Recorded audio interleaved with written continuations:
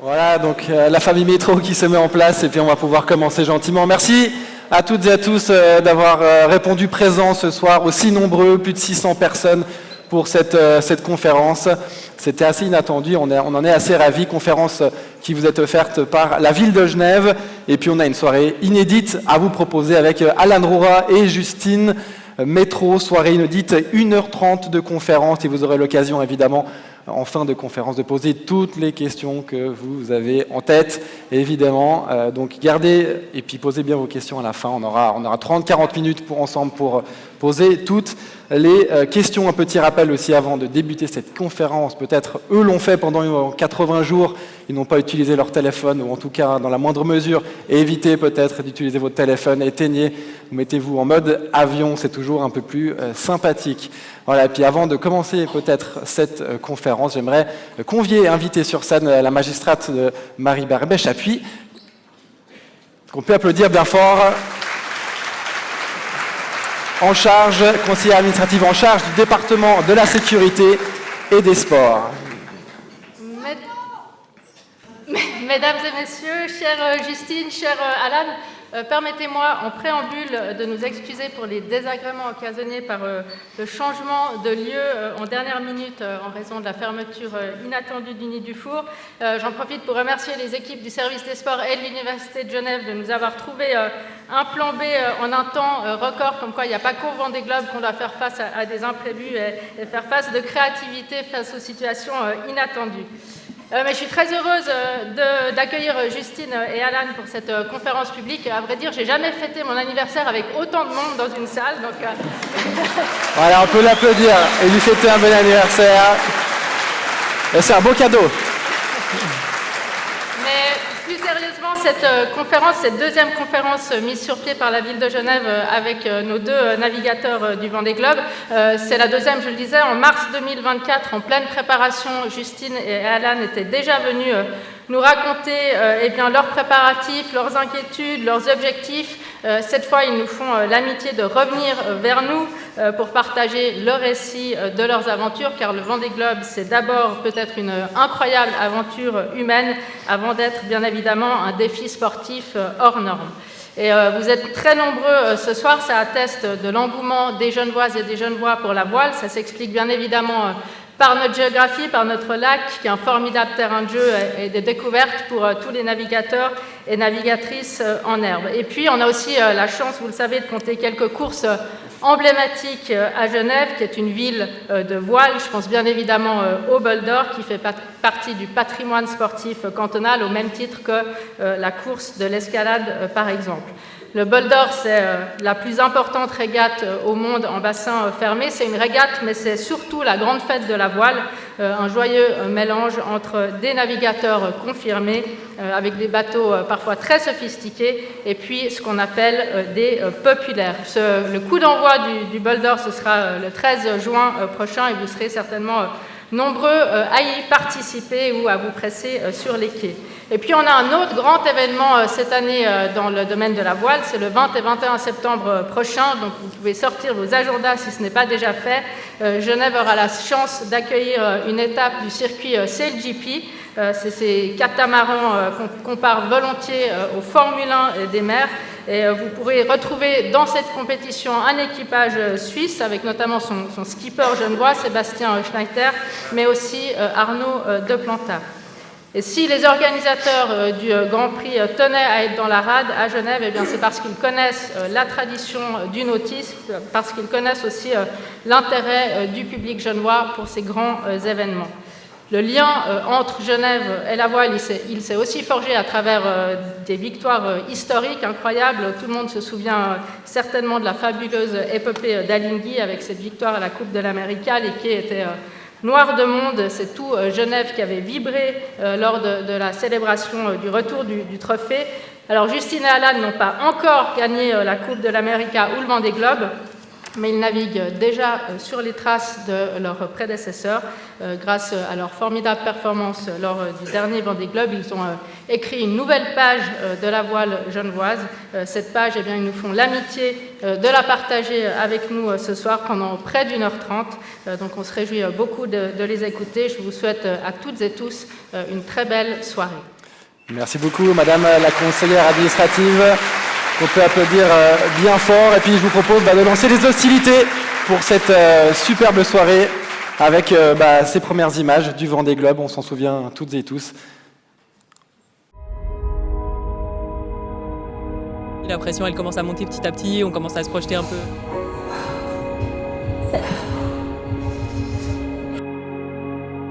Quand tu pars sur un tour, tu sais quand même pas trop si tu vas rentrer, quoi.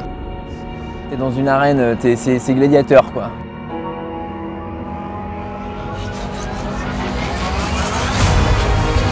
Je sais qu'elle est prête et qu'elle a le mental pour ça. La peur de la grosse casse qui arriverait à ce moment-là et qui remettrait tout en question. Je veux de la grosse mer, je veux du gros temps, je veux des passages de fond, je veux qu'il y ait de la casse. C'est invivable. On dort pas, on mange pas, on peut rien faire. Non! Elle a appris à ne rien lâcher, à ne rien lâcher.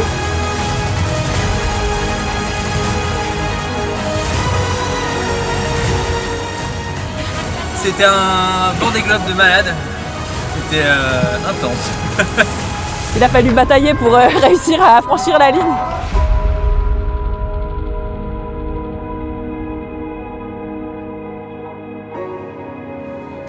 Aujourd'hui, je pense vraiment que Justine est quasiment la seule femme capable de gagner un Vendée Globe.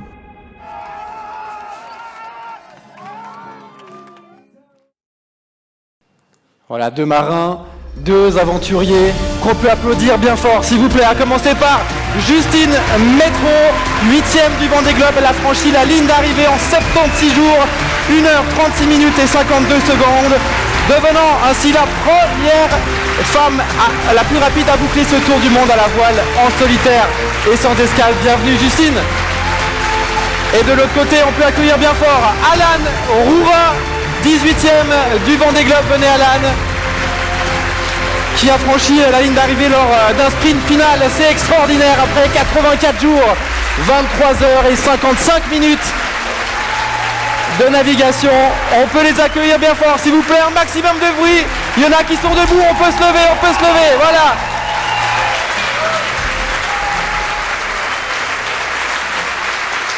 Bienvenue. Bien ici Alan, exactement. Voilà, bienvenue à vous deux qui à l'accueil. C'est mérité, j'imagine quand même. Voilà, on va prendre place, prenez place, peut-être un peu plus confortable que sur votre bateau, j'imagine. Bon, des vacances, il y a eu un petit peu, ça fait 2 mois maintenant qu'on a fini ce Vendée Globe. Comment vous allez déjà, physiquement, mentalement? Comment ça va? Je commence avec vous, Alan.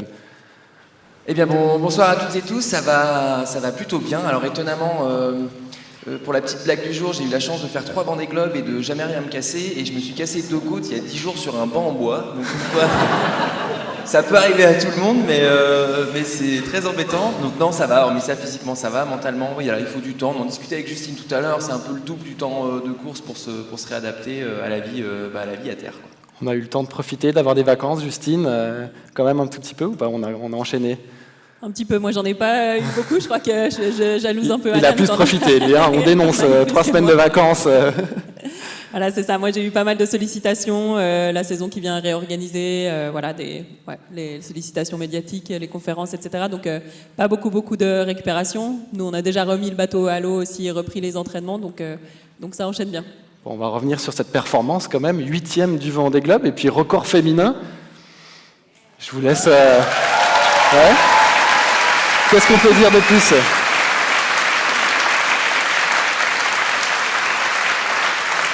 Qu'est-ce qu'on peut faire de plus? Pardon? Qu'est-ce qu'on peut dire de plus, franchement?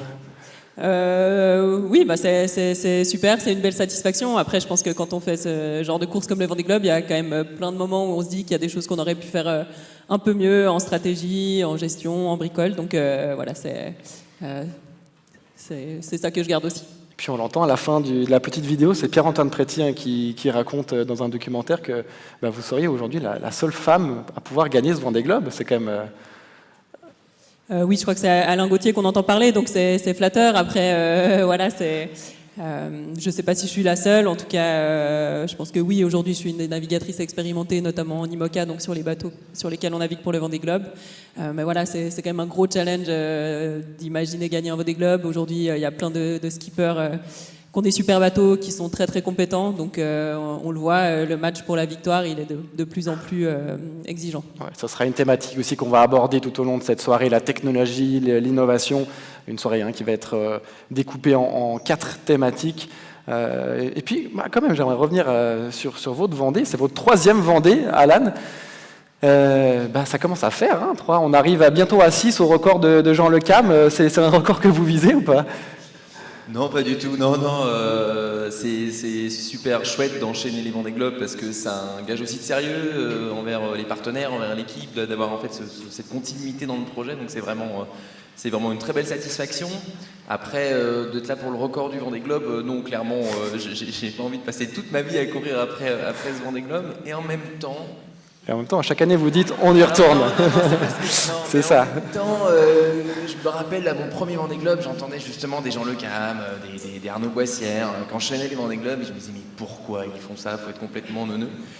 Et en fait, quand tu franchis la ligne d'arrivée du Vendée Globe, tu te dis, va falloir quand même y retourner, quoi. Et en fait, parce qu'il y a un manque, il y a toujours ce truc on est des insatisfaits en fait dans la voile et on veut toujours s'améliorer, faire mieux, la technologie avance, les équipes et les marins aussi, et donc je sais pas si c'est la raison pour laquelle on y retourne, mais c'est un petit truc en nous qui ne pourra jamais être décrit. Ce qu'on vit sur le Vendée Globe, c'est vraiment à nous, et je pense qu'on a envie d'y retourner pour revivre en fait cette expérience qui est dure. Quand tu es en plein milieu de l'océan, clairement tu te dis mais qu'est-ce que je fais ici ? Et quand tu arrives, tu dis, en fait, on n'était pas si mal. Ouais, c'est vrai, comme vous le dites, il y a des conditions assez dantesques, les mers du Sud. Parce que le Vendée Globe, on a vu des belles images juste avant, l'arrivée triomphante. Mais le Vendée Globe, c'est aussi ça, regardez.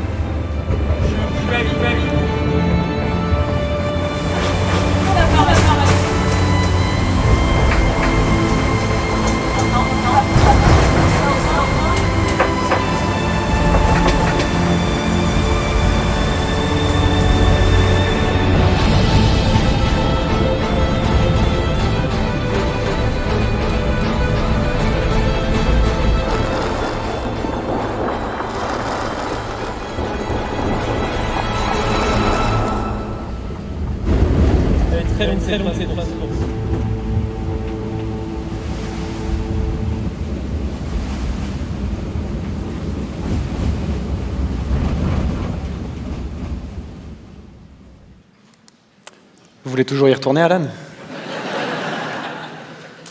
Oui, je me dis que peut-être que je travaille un petit peu sur la politesse.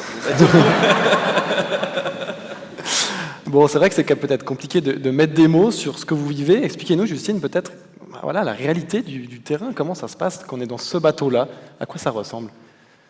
Oui, c'est vrai que je pense que c'est difficile à expliquer, même en voyant les images, je pense que c'est vraiment difficile de se rendre compte de la vie à bord. Après, heureusement, c'est pas tous les jours comme les conditions qu'on a vues sur la dernière vidéo. Voilà, sur le Vendée Globe, il y a quand même des jours où il y a des conditions plus faibles ou du médium, voilà, qui permet de vivre un peu plus confortablement, de se reposer, d'aller faire les checks du bateau, de faire peut-être les réparations qu'il faut faire.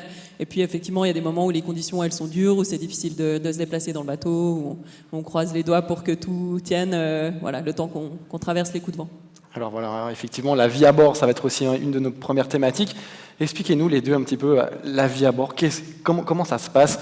On doit se faire à manger, on doit aller aux toilettes, on doit dormir. Peut-être, Justine, je continue avec vous. Vous dormez sur un Vendée Globe?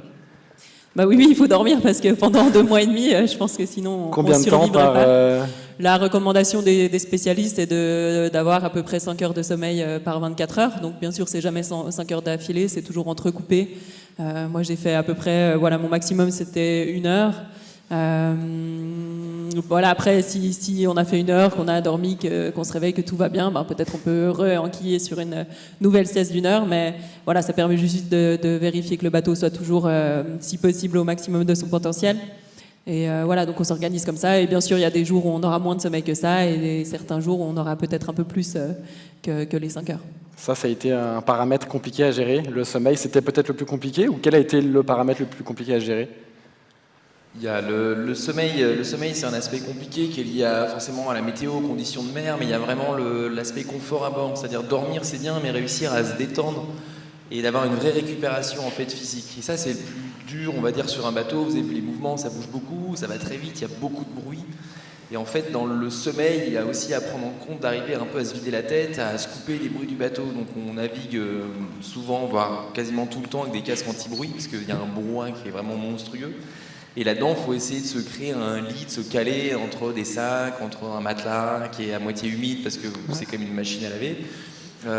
Et il faut réussir à avoir un minimum de confort pour se reposer. Et il faut savoir que le bateau et le bonhomme, ils se dégradent au fur et à mesure des jours de navigation. On ne va pas dans le bon sens. Généralement, plus les jours passent, plus c'est difficile. Et c'est des bateaux qui sont vraiment très très brusques. Quand vous enfournez une vague, c'est-à-dire que l'avant du bateau va plonger en fait sous l'eau. Ces bateaux, ils montent facilement à 35 nœuds de vitesse et vous allez vous arrêter à 10 nœuds. Donc c'est comme si vous rentrez dans un mur en voiture, quoi. Sauf que on n'est pas tout le temps attaché. On voit Justine qui matos à l'intérieur du bateau, qui change les sacs de côté d'un côté à l'autre. Là, la vague mal prise, en fait, vous tombez et vous pouvez vous fracturer quelque chose. Donc le confort à bord et la sécurité, finalement, c'est vraiment un truc qui est hyper compliqué à gérer. Et puis aussi, ça c'est une séquence qui m'avait marqué en regardant un peu toutes les vidéos que vous nous avez envoyées.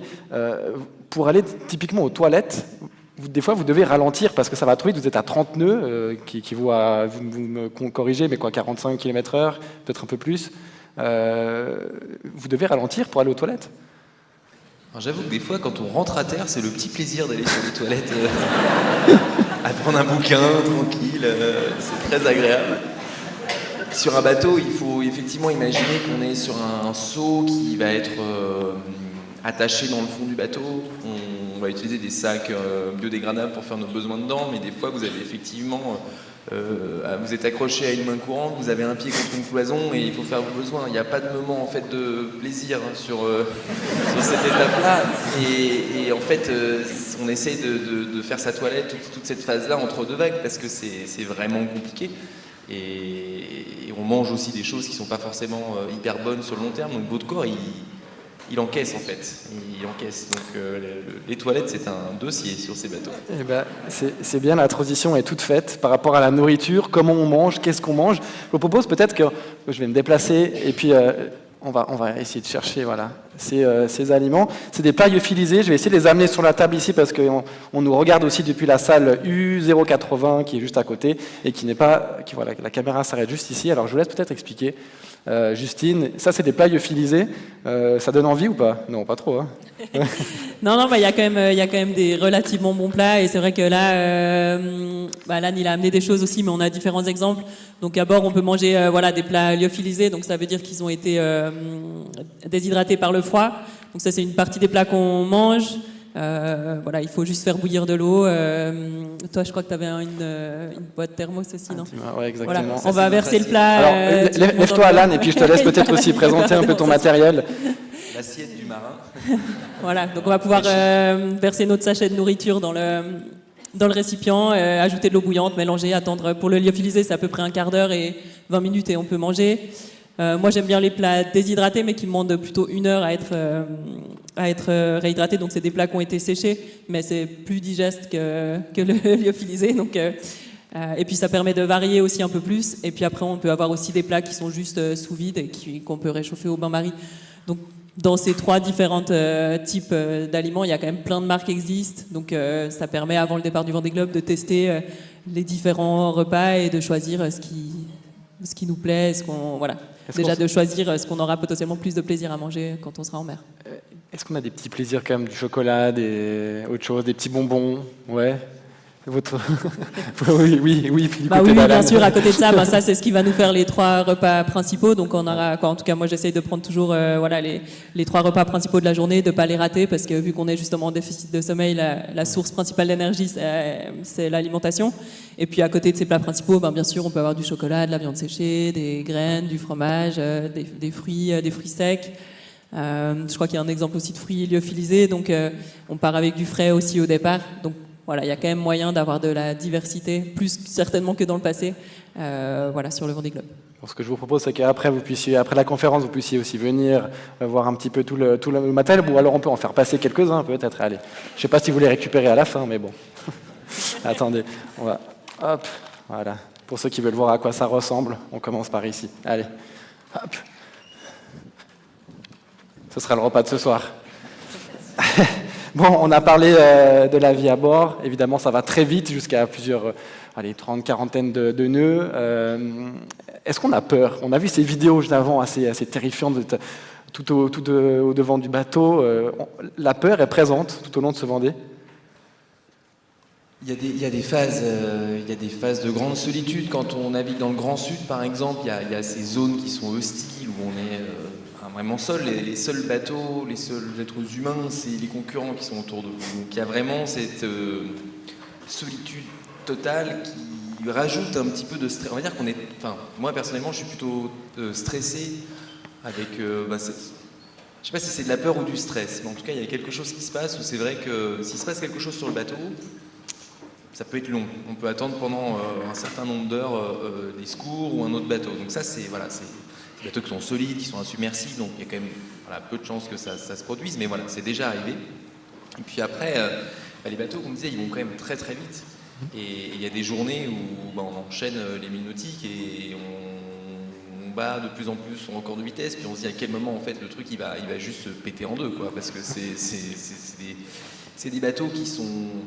On sous-estime vachement les IMOCA dans leurs images de bateaux volants, qui ne sont pas totalement volants. On n'a pas de plan porteur derrière, mais se rendre compte, quand on voit les bateaux de l'America's Cup qui tirent leur bord à 50 nœuds, c'est hyper impressionnant. Des fois, tout seul, nous, on monte à 40 nœuds sur nos bateaux sous pilote automatique. Je peux vous dire que il n'y a pas toute l'équipe technique sur le semi-rigide qui suit à côté et tout. Nous, on est là en mode, là il vole, par contre, il va retomber. Et je ne sais pas comment il va retomber. Donc, du coup, c'est assez flippant. Donc on passe par des émotions entre la peur et la joie, quoi, en fait. Et c'est ça un peu constamment. Donc c'est prenant. Ouais. C'est très prenant. Je vous laisse rebondir dessus. C'est une crainte que vous avez en partant peut-être avant sur le Vendée, la casse, la crainte de ne pas finir un Vendée ou... Oui, je pense que c'est la crainte principale. Déjà, il faut revenir soi, et après, bien sûr, le deuxième objectif, c'est de revenir avec le bateau, si possible. Mais oui, bien sûr, c'est la crainte d'avoir un gros souci technique qui ne permettrait pas d'aller au bout de la course ou qui nous mettrait en danger nous-mêmes. Comment vous l'appréhendez au quotidien, au jour le jour, sur le bateau? Parce que quand on doit aller faire des réparations sur le mât ou au devant du bateau, on y pense? Oui, on y pense. Je pense qu'il faut être au clair avant de partir. Typiquement, pour moi, l'objectif sur ce Vendée Globe, le premier que j'avais mis en haut de ma liste, c'était revenir. Donc, comment je fais pour revenir? Ça veut dire que je m'attache chaque fois que je vais manœuvrer devant. J'utilise bien tous mes outils de veille pour être sûr que j'aurai pas de risque.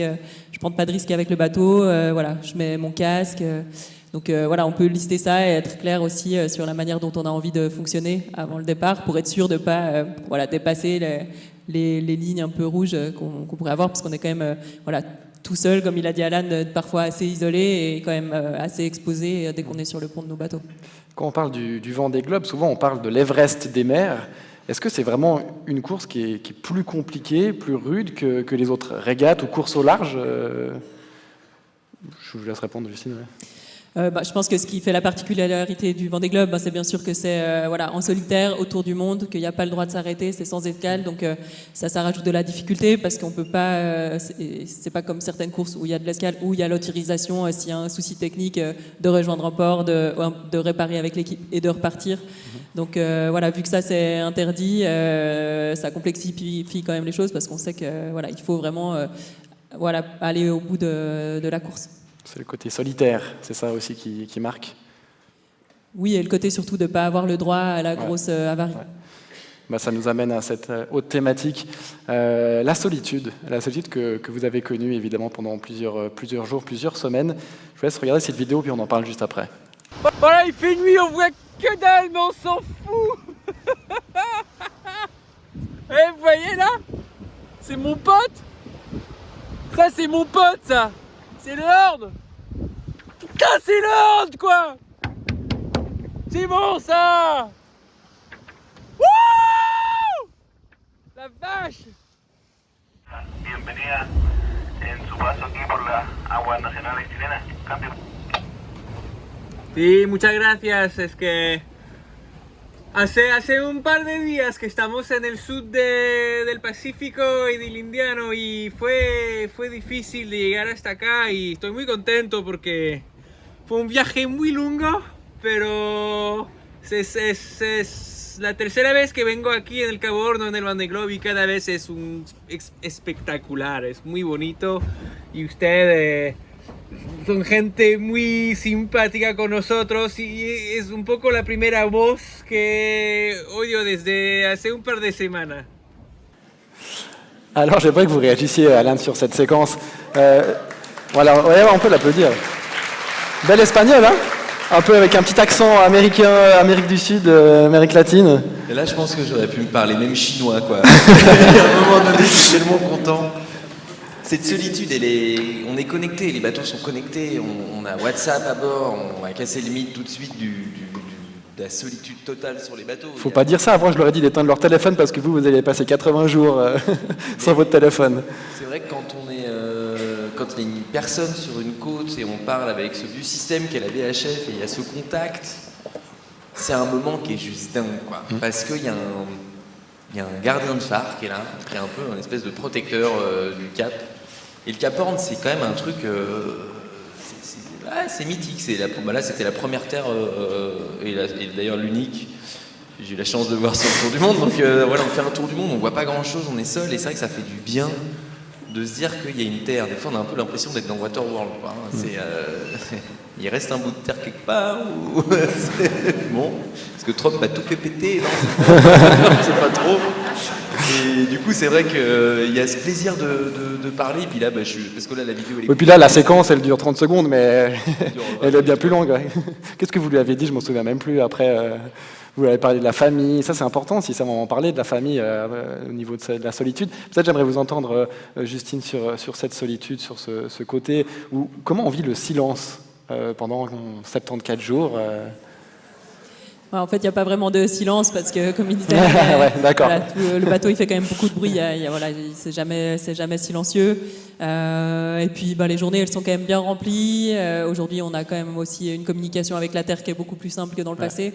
Donc, à bord, on a des antennes satellites avec lesquelles on on crée notre propre Wi-Fi à bord et du coup on va pouvoir, notre moyen de communication principal c'est WhatsApp par message. Donc voilà, c'est très facile d'échanger avec la Terre, donc je pense que ça aide quand même à moins sentir la solitude aussi. Mais souvent, on parle avec WhatsApp. Sur WhatsApp, c'est quoi? C'est tous les jours? Vous parlez à votre famille, à vos amis? C'est assez récurrent?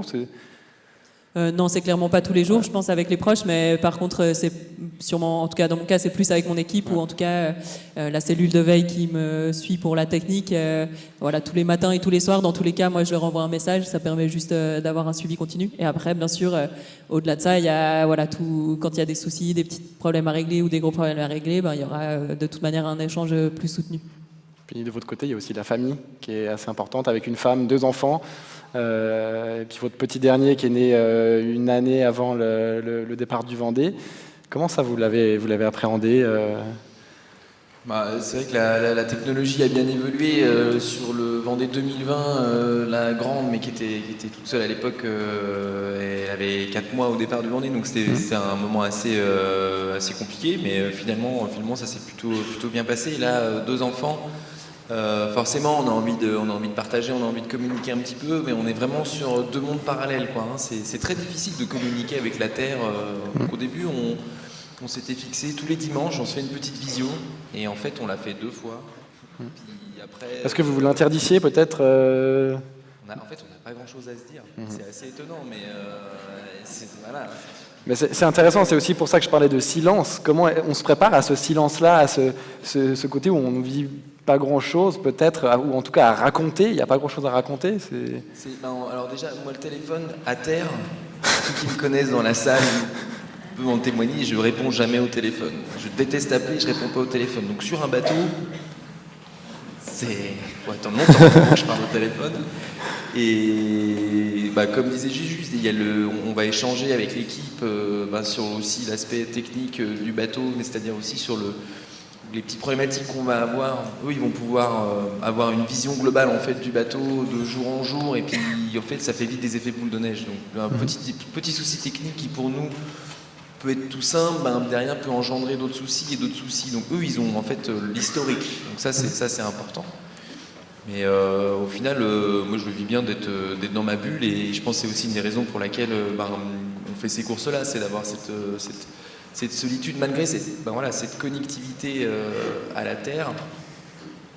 Clairement, à bord, vous pouvez avoir Netflix, vous pouvez avoir tout ce que vous voulez. Mais on n'est pas là pour ça, on est là pour faire du bateau. Et moi, c'est vrai que je communique peu avec la famille. Qu'est-ce que vous avez regardé comme série alors sur Netflix? Non, j'ai pas regardé de série sur Netflix. Même à terre, j'ai l'appli, mais je peine un peu. Et puis, ça amène aussi à ce côté mental. Est-ce que vous avez préparé mentalement cette course avec un préparatrice mentale? Ça se prépare? Alors ça se prépare, ouais. Aujourd'hui, les bateaux, ils sont devenus très physiques, mais ils sont aussi devenus très durs mentalement à gérer, parce que ça va vite, parce que c'est brusque, et puis on se rend compte qu'on souffre. C'est des bateaux qui nous poussent à bout. C'est des projets qui sont lourds aussi à porter. Et moi j'ai fait 2 ans avec une psychologue et 1 an avec un coach mental du sport qui en fait m'a permis clairement de me préparer à terre, prendre confiance en moi, réussir à prendre des décisions, qu'elles soient bonnes ou mauvaises, mais en tout cas de réussir à trancher. Et du coup, il y a certaines options qui ont été un peu extrêmes, mais au moins j'ai tranché. Voilà, comme ça. On ne pourra pas me l'enlever, cette fois-ci j'ai tranché. Et du coup, ouais, c'est hyper important pour se remettre en question, pour se connaître, pour se comprendre. Et aujourd'hui, c'est vrai que je pense qu'on suit tous un suivi mental à travers ces courses, parce que c'est... Ouais. Vous confirmez, Justine, aussi? Oui, je pense qu'aujourd'hui, il n'y a pas de navigateur qui part sur le Vendée Globe sans avoir fait un minimum de préparation. Mais aujourd'hui, vous êtes vraiment des sportifs d'élite. Peut-être on oublie de le dire, mais c'est un statut de sportif d'élite. C'est ça, vous êtes physiquement préparé, mentalement préparé pour partir? Oui, après je pense que la particularité de notre sport, c'est que par rapport à d'autres sports, on a aussi quand même une grosse partie de gestion de projet, d'organisation, etc., au-delà du côté purement sportif. Mais oui, je pense qu'aujourd'hui, on n'est plus du tout sur les profils aventuriers qu'il y avait peut-être sur les premiers Vendée Globe, ou qu'il y avait peut-être plus. Aujourd'hui, ça devient vraiment voilà, un vrai sport de compétition où on va aller chercher la performance à tous les niveaux. On est presque des pilotes, au final. On n'est plus des aventuriers, comme vous disiez. On est des pilotes de Formule 1 avec tous ces boutons. On va en parler avec la technologie aussi après. Mais on n'est plus des aventuriers. Là, on combine un peu différents statuts, différentes fonctions. Ouais, après, il y a toujours quelques profils d'aventuriers. Et je pense que c'est ce qui plaît aussi au grand public, c'est la diversité des profils qu'on peut trouver sur le Vendée Globe. Mais je pense que pour les bateaux qui veulent et les skippers qui veulent vraiment jouer sur le haut du tableau, oui, on essaye d'être le plus structuré possible et de continuer de progresser sur les différents aspects qui amènent à la performance. On a parlé de la solitude. Vous êtes, c'est vrai, seul sur votre bateau, mais vous êtes quand même bien entouré d'une équipe pour Hublot, Teamwork, Team Snef aussi, une douzaine de collaborateurs aussi avec vous. C'est un gros chantier, c'est une grosse entreprise. Alors, j'aimerais qu'on regarde cette vidéo parce qu'au final, on n'est pas si seul sur ce bateau, vous êtes quand même bien entouré. Des conteneurs, des camions, à quelques dizaines de mètres des pontons, c'est un peu le village des 40 équipes en compétition. Des petites mains qui, chaque jour, sont des centaines à préparer la course à venir. Ici que tout se passe, la magie opère. Anticiper les problèmes, préparer le matériel de réparation, l'accastillage, la nourriture embarquée, rien n'est laissé au hasard. On a tous les sacs qui sont prêts à être emballés. Donc tout a été trié, noté, rangé, comptabilisé et tout est prêt pour faire le tour du monde. Et pour faire un deuxième bateau. Malgré la compétition, l'esprit et les valeurs du Vendée Globe se retrouvent sur ce parking des Sables d'Olonne. On peut s'entraider, des fois, si on manque de choses, on peut demander aux copains. C'est plutôt pratique. Sur les pontons, à quelques jours du départ, les préparateurs s'activent. Poncer, nettoyer, fixer, vérifier, la job list des équipages rétrécit au fur et à mesure que le départ se rapproche. Je suis ici à nettoyer un peu les plexiglas, à voir si ça reste plus transparent possible, comme ça Giancarlo peut regarder bien les voiles et tout ça. Et aussi après on fait un traitement pour l'humidité et tout ça. C'est les petits détails qui font la différence. Des profils indispensables à ces projets de grande envergure. Giancarlo Pedotte, 8e du dernier Vendée Globe, s'est entouré d'une équipe de 8 techniciens depuis 1 an. En fait, c'est un projet d'un groupe, quoi. C'est pas un projet individuel. Même si moi je pars sur la mer, sans tous les détails, sans l'implication de l'équipe qui est à côté de moi, ces projets-là, ça ne serait pas faisable. Vu la taille du bateau, il faut une équipe qui soit à l'auteur du défi, sinon on va nulle part. On n'arrive même pas à la sortie du chenal. Le dernier préparateur pourra être à bord de son IMOCA pour accompagner et aider son skipper jusqu'à 5 minutes avant le départ de cette 10e édition. Ouais, donc on le voit, vous êtes quand même bien entouré sur ces projets qui durent souvent 3-4 ans. Quelle part de la performance ça représente, ce côté où vous êtes entouré par une entreprise au final? Alors les projets, il y a plusieurs types de projets. Il y a effectivement le projet où on est pilote, donc là on a une grosse structure où on est salarié, où voilà, tout est géré, on vient juste naviguer. Puis il y a des structures où on va gérer l'intégralité du projet, dont l'équipe, ce qui est pour le coup mon cas, où moi j'ai toute une équipe qui est présente à l'année au sein du projet. Et donc là, on va étudier ensemble toutes les modifications du bateau, on va préparer ensemble le bateau, on va faire en gros, on part d'une feuille blanche en début de projet en disant voilà, qu'est-ce qu'on aimerait atteindre d'ici 3 ans, que ça soit en performance ou en évolution technique sur le bateau. Tout ça, il y a une phase budgétaire là-dedans qui est hyper importante. Donc ça, il faut le lisser d'année en année et réussir à rentrer tout ça dans des cases. Et donc Excel devient ton ami, je déteste ce truc, mais voilà, j'apprends. Et en fait, il y a une vraie famille autour du projet. C'est que dans les équipes techniques, la plupart du temps, ils bossent pour un skipper. Ils ont envie de travailler pour ce skipper-là parce que c'est un projet commun et on évolue tous ensemble. Et nous, avec Justine, on est dans les rares équipes à garder longtemps en fait nos gars, parce que certains ça tourne beaucoup, parce que les skippers sont chiants. Oui, mais je le voulais bleu le truc. Enfin, bref. Vous confirmez ou c'est juste Alan qui est comme ça? Vous confirmez ça ou c'est juste Alan qui est chiant? Ah non, s'il garde les personnes qui travaillent pour lui, ça veut dire que ça se passe bien. Effectivement, je pense qu'il y a des équipes où il y a plus de mouvement que d'autres. c'est hyper important d'avoir une bonne équipe qui connaisse le marin, qui prépare le bateau à l'année. Il faut savoir que on les met pas assez en avant, les équipes techniques, mais sans eux, on va nulle part. Giancarlo a raison, on sort pas du chenal. Ces bateaux-là, il faut être 4 pour partir du ponton déjà. Et c'est pas juste des personnes qui larguent les amarres, c'est que c'est des techniciens qui vont être aussi des navigants. Donc ils ont une double casquette.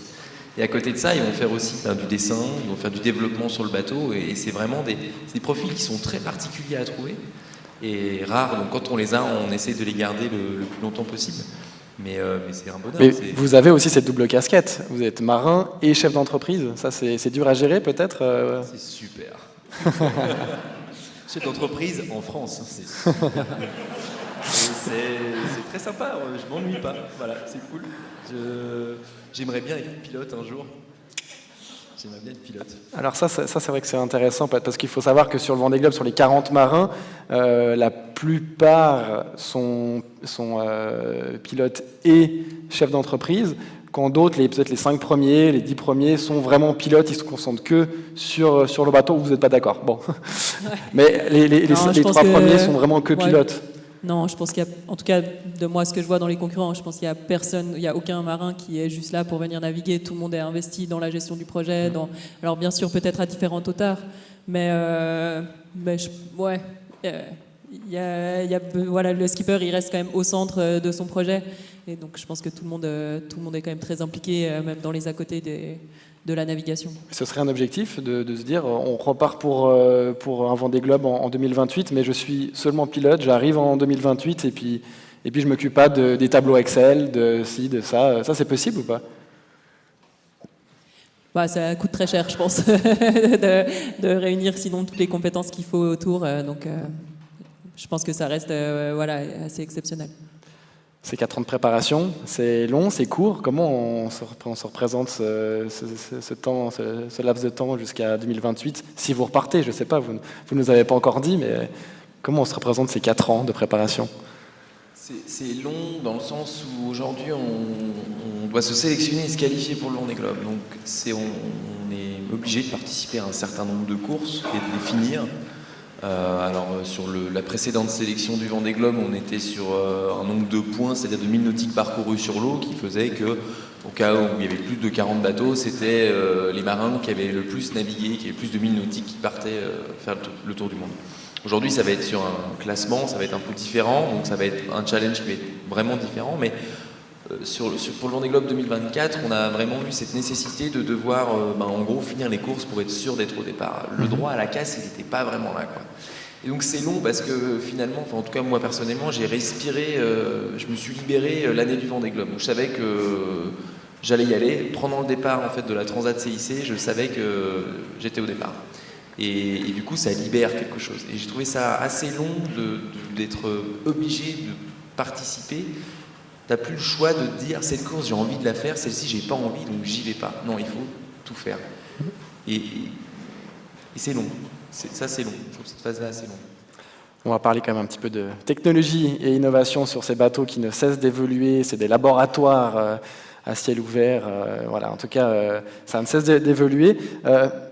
Il y a eu cette année encore avec Charlie Dalin, le premier qui a battu le record de 9 jours, il me semble. Vous avez battu aussi le record féminin de Clarisse Kremer d'une dizaine de jours, de 10 jours. Alors sans rien enlever à votre performance, c'est aussi dû à la technologie, à l'innovation et ces bateaux qui sont bateaux volants presque, comme vous le disiez avant. Bien sûr, ça va dans la logique des choses. Les bateaux, ils évoluent très vite. Toute la technologie autour de nos bateaux, elle bouge rapidement. Et donc, normalement, d'un cycle à l'autre, les bateaux vont de plus en plus vite. Donc, le temps autour de la planète, il est réduit. Ça peut arriver qu'il y ait des éditions où ce ne soit pas le cas, mais c'est plus dû à la météo qui n'aurait pas été du tout propice. Donc, ça peut aussi se passer. Mais oui, probablement que typiquement le record féminin il pourrait être battu de nouveau dans 4 ans, ce serait pas étonnant.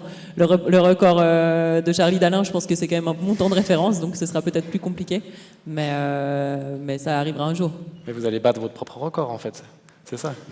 Je sais pas encore, mais non, c'est sûr que voilà, on le voit maintenant, on navigue sur des bateaux à foil, donc ça fait quand même un gros step de gain de performance pour les bateaux, et c'est quand même quelque chose qui est assez récent parce que les premiers bateaux ils ont été équipés en 2015, donc il y a encore voilà, beaucoup de compréhension, d'apprentissage de la part des architectes, des ingénieurs sur voilà, les meilleures formes de foils, les profils, comment adapter du coup les bateaux autour de ces foils, donc ça continue d'évoluer. Il y a encore une marge de progression. Jusqu'à où on peut aller encore? Là, vous parliez de 40 nœuds, mais quand on parle des autres bateaux, hein, de Alinghi par exemple, qui vont à plusieurs centaines de kilomètres heure, enfin, quand même pas plusieurs, mais qui vont à 100 km/h, voilà, qui dépassent les 100 km/h, bah, ça va vite. On peut aller encore plus vite ou pas?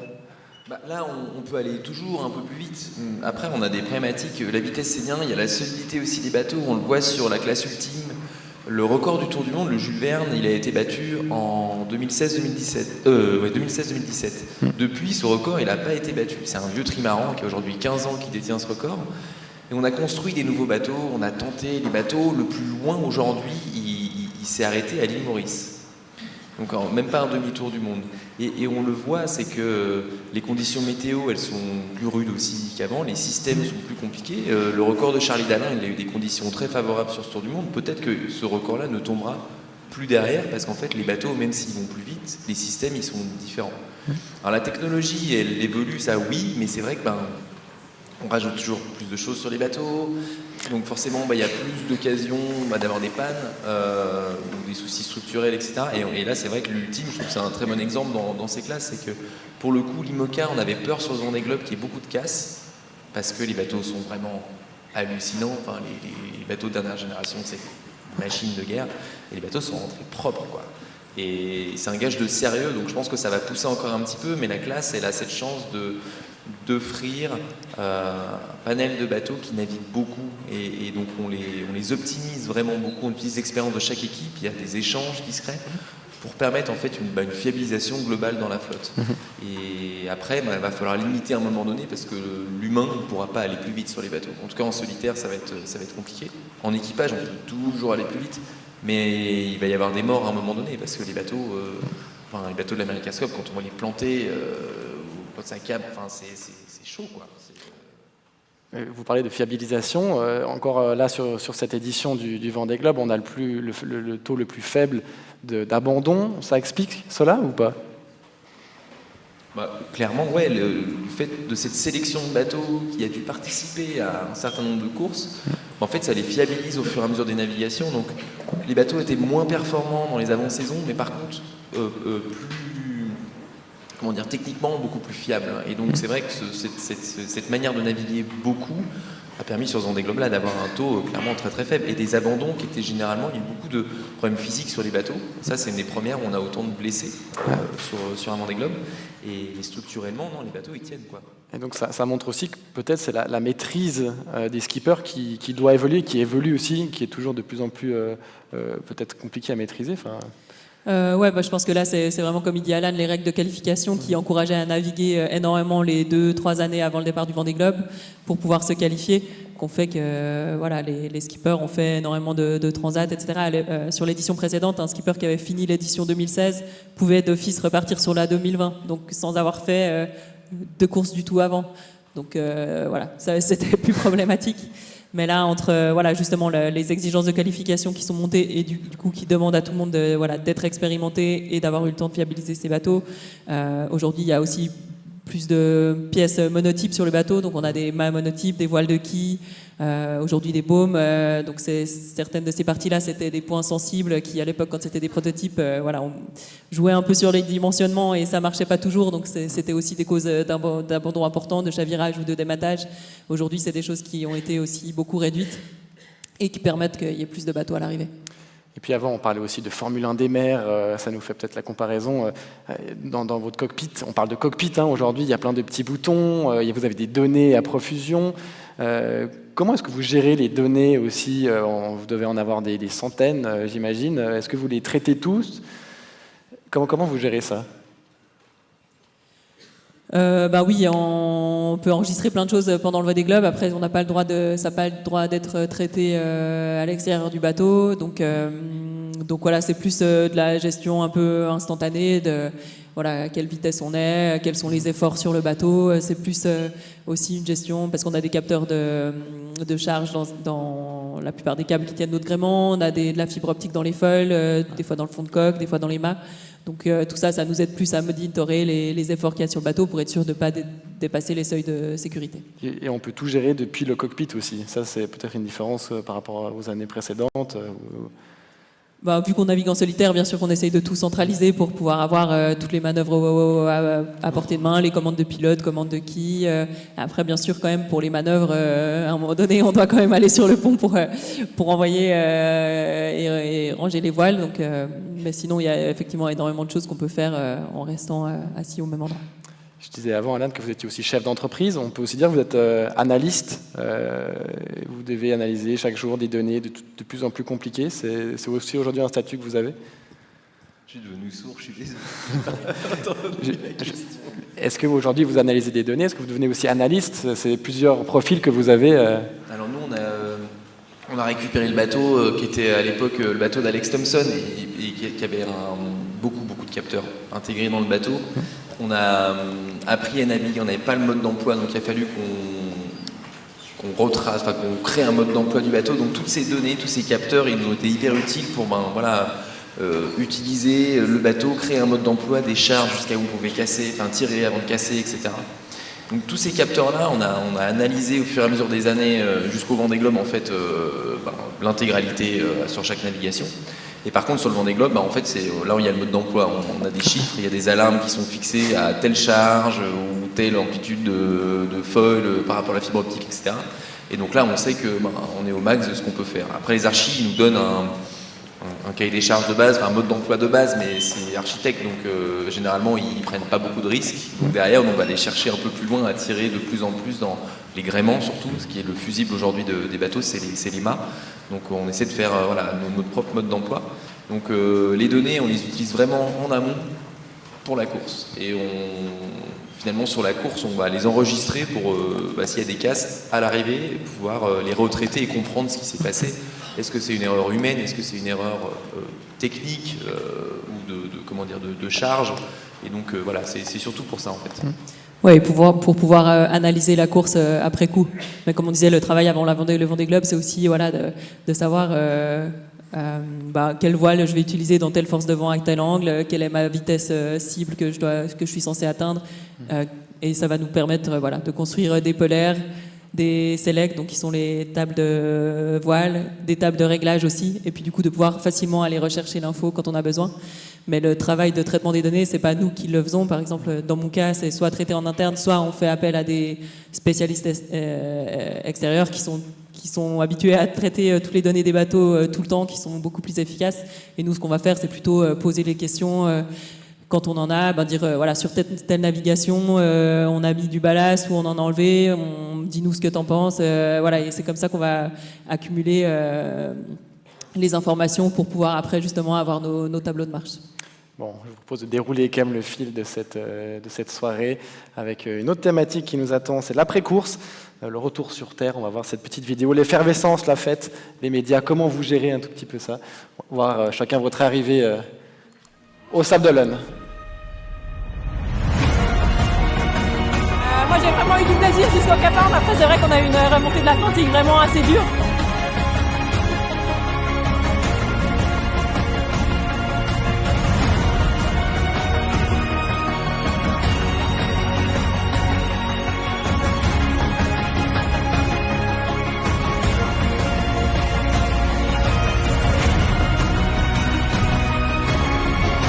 On approche de la ligne d'arrivée.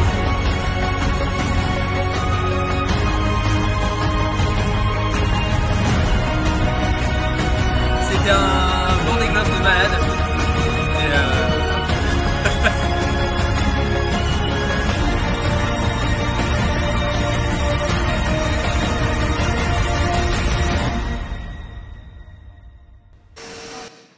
Ouais, et là, ça donne envie d'y retourner quand même. Quand on voit ces images, ces belles images, ça donne toujours le sourire. J'imagine que votre première envie, peut-être, après ça, c'était pas d'aller voir les médias, d'aller voir tout le monde au Sable d'Olonne, c'était d'aller dormir, ou bien c'était quoi votre premier réflexe? Une petite bière. Une petite bière.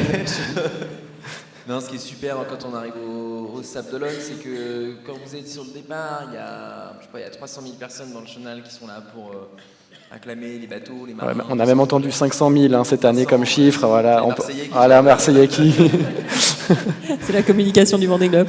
C'est ça. Et quand on arrive, alors on sait que c'est pour nous, quoi. Quand il y a les drapeaux suisses dans le chenal, on sait qu'ils sont là pour nous. Et c'est assez dingue parce qu'on se rend compte qu'il y a un vrai engouement autour de la voile suisse. Et c'est un moment qui est à nous et qui reste. Et je trouve que l'arrivée, elle est hyper intimiste parce qu'il y a les gens sur le ponton, il y a cette scène, il y a ce... Ouais, c'est chaque personne qui a un drapeau suisse, on sait que c'est pour nous, quoi. Et ça, c'est une fierté personnelle. Et on a envie d'aller voir tout le monde, d'embrasser tout le monde.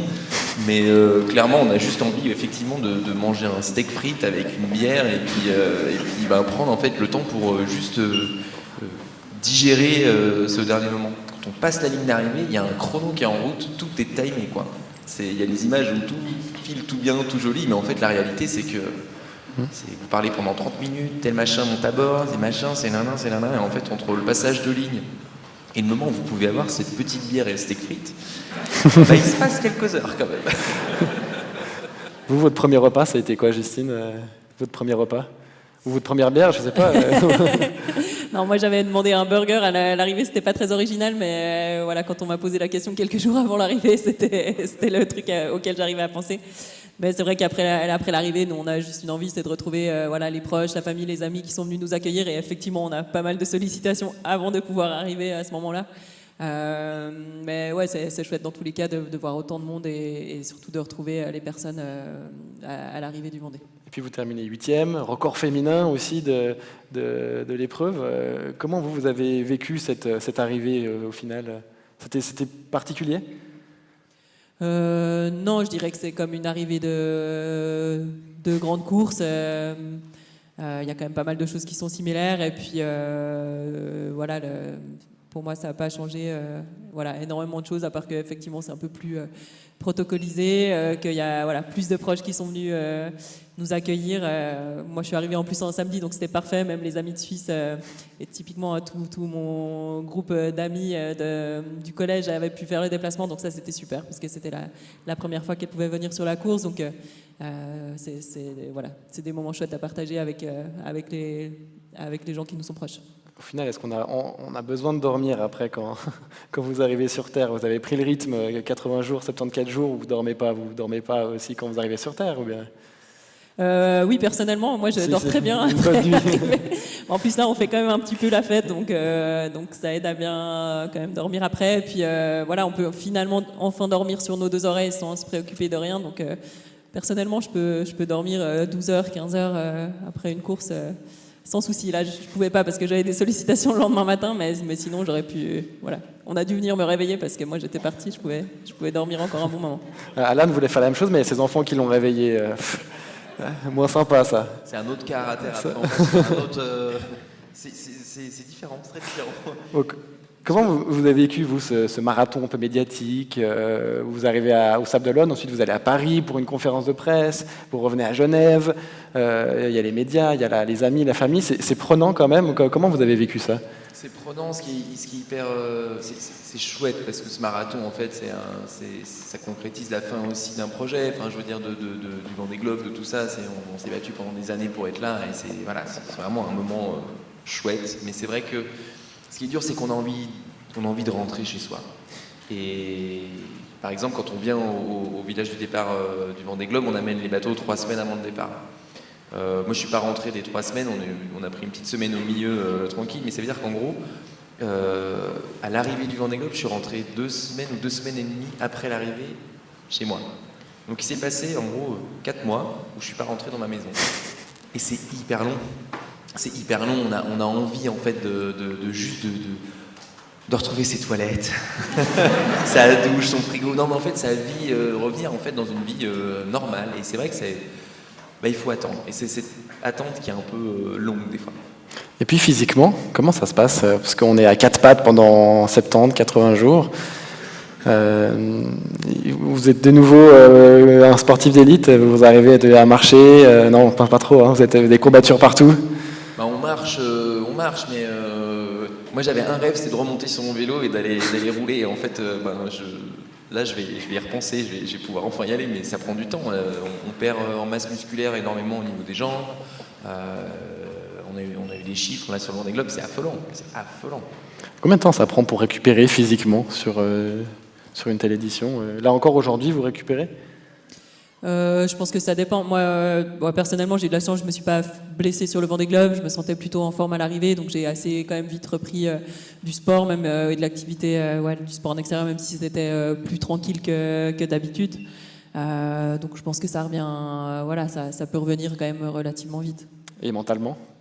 Mentalement, je pense que c'est là où il y a besoin un peu plus de temps parce que on a quand même été en déficit de sommeil pendant une longue période, qu'il y a du stress, qu'il y a de l'engagement pendant longtemps. Donc c'est plus d'arriver à avoir assez de récupération pour retrouver la bonne énergie mentale, l'envie typiquement de retourner sur l'eau. Je pense qu'un bon curseur, ce serait justement en retournant naviguer, si on se dit rapidement, j'en ai un peu marre ou dès que c'est un peu dur, qu'on n'a pas la bonne motivation, c'est un bon signe que peut-être qu'il faut encore un peu de récup. Puis là, je me tourne vers vous, Alan, parce que vous en êtes à votre 3e Vendée Globe. Est-ce que terminer un Vendée, ça impacte aussi peut-être les décisions futures de refaire un Vendée, mais comment on le refait aussi? Ça, vous avez l'expérience des 2 premiers. Comment vous, ça a impacté vos décisions? Alors, il y a déjà... plusieurs choses, c'est que est-ce que l'envie est toujours là? Parce que c'est la question que je me pose aujourd'hui, c'est est-ce que j'ai envie de retourner sur cette course? Avant, j'ai toujours eu envie. Aujourd'hui, je me dis, est-ce que c'est celui-ci? Est-ce que c'est le prochain Vendée Globe? Est-ce qu'il ne faut pas attendre? Est-ce que peut-être passer à autre chose? Mais un Vendée, ça change quand même. Un Vendée, ça change beaucoup de choses dans la tête, ça fait relativiser sur beaucoup de choses, mais c'est tellement impactant en fait dans la vie. On met quand même une part de sa vie, une grosse partie de sa vie en parenthèse pendant toute cette période de préparation et de course. C'est beaucoup de risques, c'est vraiment un engagement qui est lourd et prenant. Et aujourd'hui, il y a beaucoup de choses qui rentrent en jeu. Et j'adore toujours naviguer, j'adore ces bateaux. Demain, on me dit tu repars sur le Vendée Globe, il faut que je réfléchisse. Il y a quelques années, là, oui, carrément, je suis chaud patate. Et c'est devenu, c'est lourd comme projet. C'est pas juste, on va faire du bateau. On parlait de qualification tout à l'heure. Le Vendée Globe, dans les premières éditions du Vendée Globe, la qualification, il partait de Concarneau, il descendait au Sable d'Olonne, donc ça fait à peu près 200 000 nautiques. Ils étaient qualifiés, quoi. C'était facile de faire le Vendée Globe à l'époque. Là, nous, on a dû faire 40 000 nautiques, je pense, pour faire le Vendée Globe. Donc, voilà, c'est pas juste, on prend un bateau, on y va. Et il y a des risques. Voilà, on part sur un tour du monde quand même tout seul, il se passe beaucoup de choses. Donc l'envie de naviguer, elle est là, l'envie de continuer sur ces bateaux, elle est là. Là aujourd'hui, moi j'ai envie de basculer un peu sur le côté équipage parce que ça me branche fortement. Mais c'est sûr que ça fait changer vraiment sa manière de voir les choses et je sais pas, quand on regarde les marins du Vendée Globe, on a tous un truc dans le regard de différent. Est-ce qu'on a un truc en plus ou en moins, je sais pas, mais en tout cas on a un truc qui s'est passé parce que c'est long, c'est un truc qui est en nous. On a chacun notre histoire sur cette course. C'est pas nos secrets, mais c'est un truc qu'on n'arrivera jamais à retransmettre parce que on peut pas parler de 60, 80, 90, 100 jours de course comme ça. Je sais pas, il y a des souvenirs que tu as en tête, mais que tu pourras jamais trouver les mots pour le dire. Et ce qui donne envie d'y retourner sur le Vendée Globe, c'est ça, cette magie, ces panoramas, cette faune, puis ces bateaux qui sont juste magnifiques, quoi. Enfin, franchement, la sensation d'être dans le Grand Sud avec un bateau qui vole au-dessus de l'eau, avec juste le hurlement, purement sifflement, mais le hurlement des folles, il y a une telle liberté, quoi. Mais c'est pas juste, on peut pas se téléporter dans le Grand Sud à ce moment-là. Il y a beaucoup de choses avant de repartir sur une ligne de départ. Bon, alors on va poser la question à Justine. Est-ce que vous repartez sur un nouveau Vendée 2028 ? Pour l'instant, c'est pas fait, c'est en discussion. Mais c'est vrai que comme il dit Alan, c'est des projets qui sont très engageants, donc je pense que c'est important de prendre ce genre de décision en ayant assez de recul, en se posant effectivement les bonnes questions, en étant sûr de pouvoir aller jusqu'à l'arrivée du Vendée Globe, en ayant justement l'énergie pour être à fond sur toute la durée du projet.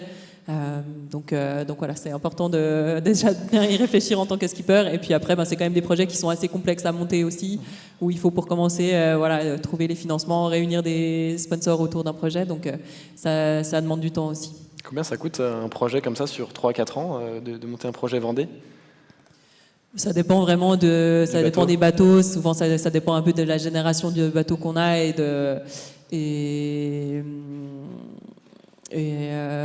oui, ça peut aller. Vous voulez pas dire?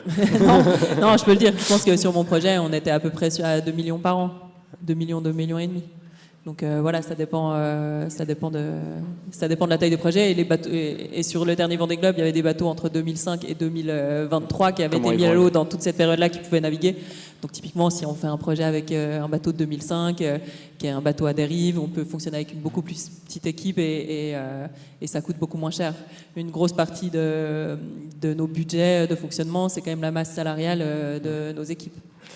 Puis Alan a parlé de ses projets en équipage, les vôtres, jusqu'à ce que vous annonciez que vous participez au Vendée. Quels sont-ils, ces projets? Vous naviguez là, notamment au mois de juin.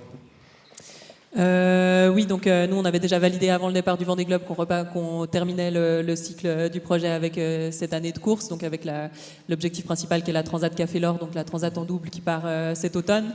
Et du coup, sur le reste de la saison, on a d'autres courses en double et en équipage. Donc, il n'y a pas du tout de solitaire cette année sur le circuit IMOCA. Mais voilà, c'est parfait après une année. Après un Vendée Globe, c'est chouette de pouvoir justement retourner naviguer avec d'autres personnes, de pouvoir profiter de partager les navigations, d'avoir de l'énergie aussi qui vient de l'extérieur. Donc, c'est parfait. Donc, pour nous, la première course, elle est fin juin et c'est un tour des îles Britanniques. C'est un peu pareil pour vous, Alan, total en équipage, là, on n'a plus envie d'être seul, c'est juste. Vous repartez avec Simon Coster aussi, notamment sur certains projets. Ouais, là, on est en train de monter cet équipage suisse là, pour les courses en équipage, donc c'est un monstre de boulot. C'est un après-course qui est hyper intense, mais c'est super. Après, je trouve que c'est un bon, comme disait Justine, après un Vendée Globe, de partir en équipage, c'est un format qui est hyper intéressant parce qu'on nous parle souvent de la rééducation physique, préparation mentale, etc. Mais en fait, de retrouver un peu, je ne sais pas cette confiance, mais ce manuel, mode d'emploi du bateau à plusieurs, c'est cool parce qu'en fait, on peut un peu se décharger sur les autres. Et ça, c'est plutôt chouette. Et moi, je trouve que ce début de saison en équipage, il permet vraiment de se relancer bien à plusieurs, d'échanger sur la suite. Plus on est nombreux, plus on avance, on évolue vite, plus on apprend. Et c'est une suite. Le calendrier aujourd'hui IMOCA, il a beaucoup évolué. Il faut savoir que à l'époque, les courses en équipage, c'est les bateaux de l'Ocean Race. Donc, on prend la Whitbread à l'époque, qui était dans les années 70, 80, 90. Et après, c'est passé la Volvo. Et donc, c'était des bateaux qui étaient très différents des bateaux sur lesquels on navigue aujourd'hui. Aujourd'hui, il y a une classe de bateaux qui fait en gros toutes les courses. C'est l'IMOCA, donc les bateaux du Vendée Globe. Donc on a la chance avec nos bateaux, avec Justine, de pouvoir faire ces courses en équipage. Ça c'est cool parce que ça ouvre un peu un autre type de projet, en tout cas de partage qu'on n'avait pas avant. Les seules courses en équipage, c'était du double. Et c'est vrai que le double, c'est chouette. Bon, déjà, il faut trouver son bon binôme. Ça peut mal se passer aussi, hein. C'est long les courses en double. Mais surtout, là, en équipage, il y a vraiment cette évolution qui est top. Et du coup, on fait évoluer les bateaux aussi beaucoup plus rapidement, parce que plus il y a de cerveau, plus ça va vite. Bon, on parle, on va terminer gentiment cette conférence. Il nous reste une thématique encore à aborder, si vous le voulez bien. C'est vrai que vous avez brillé tout au long de cette année 2024-2025. Vous n'êtes pas les seuls à avoir fait briller Genève à l'international. Il y a notamment aussi Alinghi Red Bull Racing, il y en a d'autres avec le CLGP. Et puis les Jeux Olympiques, Sébastien Schneider aussi, qui a bien représenté avec Maud Jaillet. Bon, voilà. On a fait une petite vidéo récapitulative de tous les Genevois. C'est une liste non exhaustive, attention. Après, on va encore râler comme quoi tout le monde n'est pas dans la vidéo. Mais il y en a quand même des Genevois qui nous représentent bien, à commencer par Anaël Patuche. Voilà.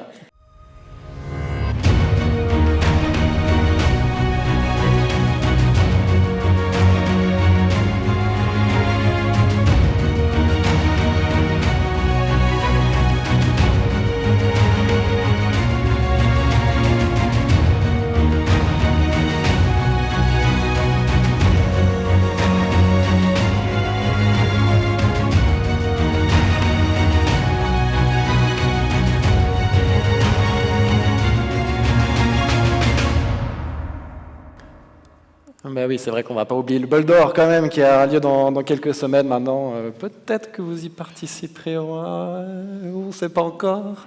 S'il y a du vent. S'il y a du vent. Et puis Justine est marraine cette année de l'édition, donc soyez au rendez-vous sur ce bol d'or. On n'a pas évoqué, il n'y a pas des images aussi du CLJP qui vont se déplacer ici à Genève au mois de septembre. Un grand événement à suivre évidemment, avec il y aura votre frère et votre sœur qui sont sur l'équipage aussi, Laurane et Brian.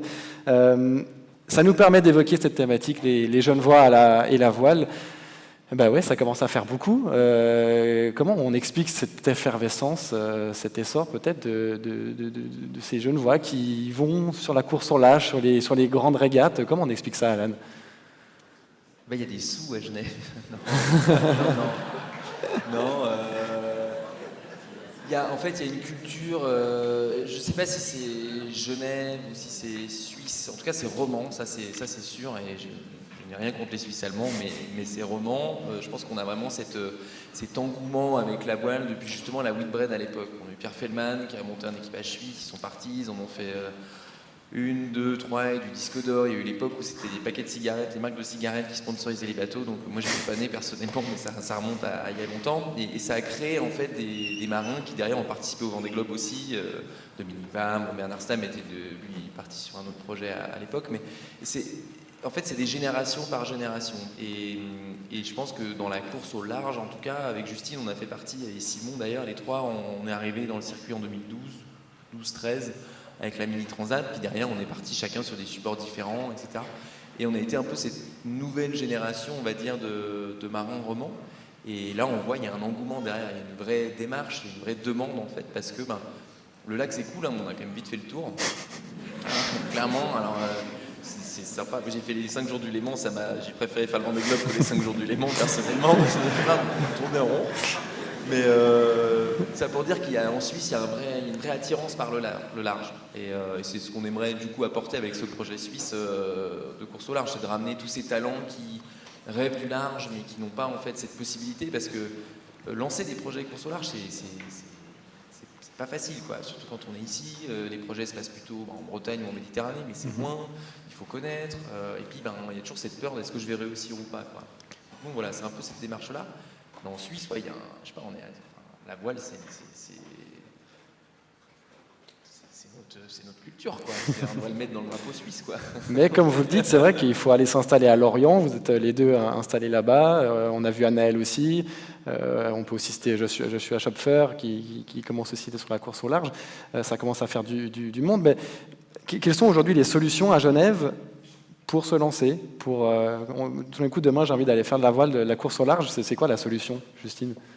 Je pense déjà il y a des super écoles de voile tout autour du lac, et notamment dans le canton de Genève. Je pense à la Société Nautique, à Port-Choiseul, qui ont des très bonnes écoles de voile pour les enfants, pour aller apprendre à faire du dériveur, apprendre les bases de comment ça marche un bateau. Une autre structure qui est vraiment super et par laquelle moi je suis passée, tous mes frères et sœurs aussi, Simon Coster aussi, c'est le centre d'entraînement à la régate, donc qui lui est destiné justement aux jeunes qui sortent du dériveur, pour les jeunes entre 15 et 25 ans, qui est soutenu par la ville de Genève, et qui permet d'aller s'entraîner pour une cotisation vraiment minime. Ça coûte moins cher d'aller faire de la voile que d'aller faire d'autres sports, et on peut aller s'entraîner 3-4 jours par semaine, participer à des régates en Suisse, commencer à aller naviguer aussi à l'étranger, en Europe, sur le Tour de France à la voile.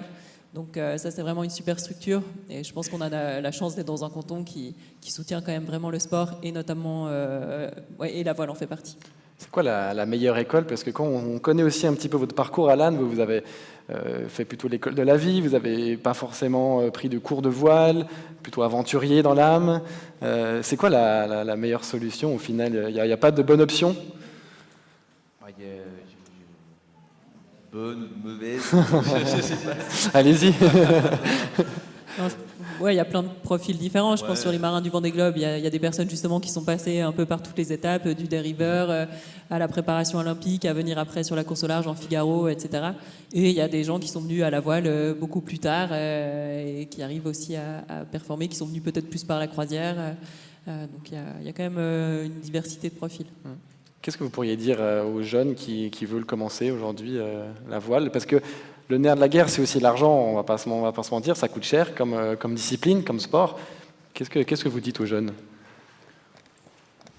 Alors, bon, en Suisse, je dirais pas découragé, mais depuis toujours, hein, je suis un profil un peu à part, mais de partir, quand vous êtes suisse, faire de la compétition, sachant que vous n'avez aucune chance de gagner.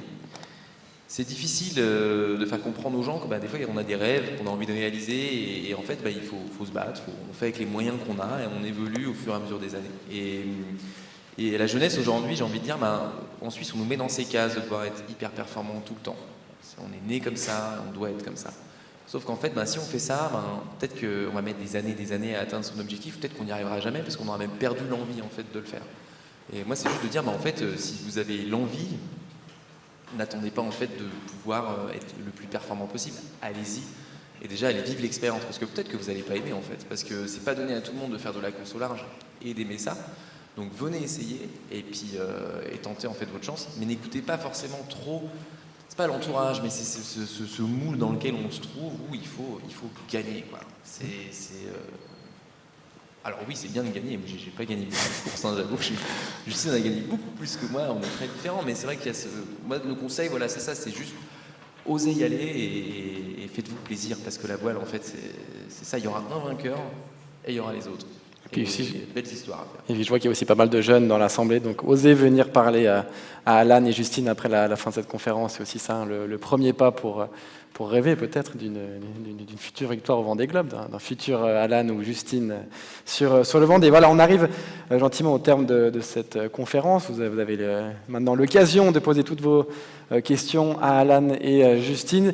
Je vous demanderai s'il vous plaît de mesurer vos questions, d'avoir une question par personne, pas beaucoup plus, parce qu'il y a du monde. Vous êtes 500, 600 personnes aujourd'hui. Il y a aussi d'autres personnes qui sont dans la U080. Donc on a une trentaine de minutes environ pour toutes vos questions. Je vais prendre un des micros, on va se le partager. Et puis il y a des personnes qui vont vous passer le micro. Et puis on va essayer de dispatcher toutes les questions. Bon, on va commencer avec madame, c'est très bien, au premier rang. Bonjour Justine, salut Alan. C'est pas une question en fait. J'aimerais que tout le monde applaudisse très très fort vos teams respectifs. Vraiment, on l'a pas fait. Et je pense que ça mérite un tonnerre d'applaudissements. Vraiment, bravo.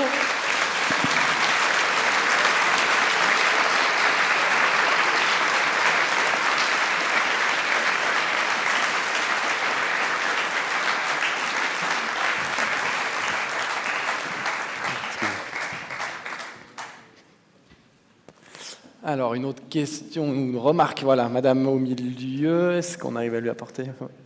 Vas-y. Attendez, on va vous amener le micro, ce sera plus simple.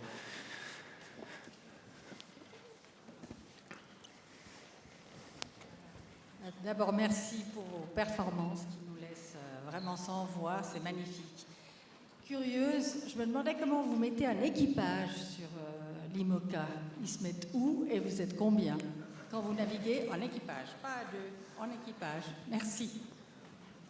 Ouais, alors la configuration de l'équipage en IMOCA, c'est 4 marins à bord, plus un médiaman en général, donc qui ne participe pas aux manœuvres, mais qui est aussi à bord du bateau, et c'est obligatoirement au moins une femme dans les navigants.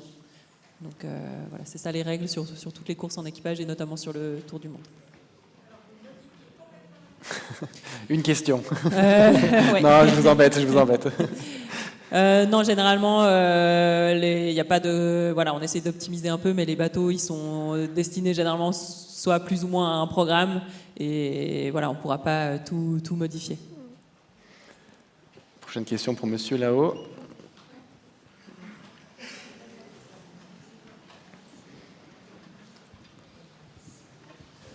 Bonsoir, bravo d'abord pour vos performances. Et en fait, j'ai une question au niveau de l'équipe.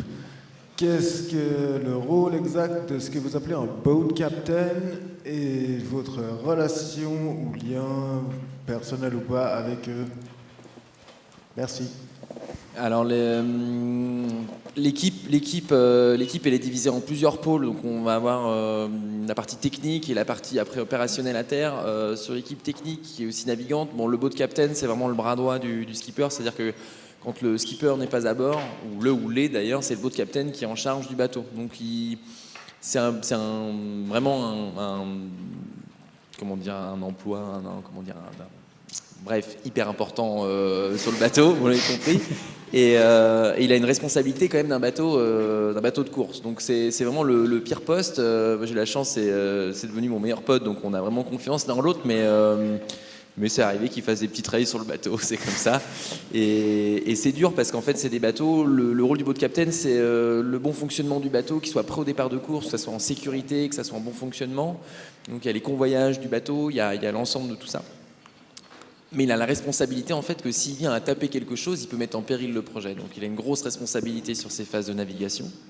Puis après, il y a l'aspect technique du reste de l'équipe où là, on va avoir, par exemple, j'ai un mateloteur, donc lui il va gérer tous les cordages du bateau. J'en ai un qui va être spécialisé plutôt hydraulique et mécanique, un autre qui va être l'électronique embarquée, donc tout ce qui va être performance, pilote automatique, tout le câblage, etc. du bateau. Voilà, on est divisé en plusieurs pôles et en fait, quand on a besoin de tout le monde en même temps pour les manutentions ou pour des gros dossiers, des grosses réparations, tout le monde est capable un peu de venir compléter l'équipe pour les coups de bourre. Donc voilà, c'est des équipes. Nous, on est en tout, avec la com et tout, on arrive à 8 personnes, mais il y a 4 personnes en technique pure sur le bateau. D'autres questions?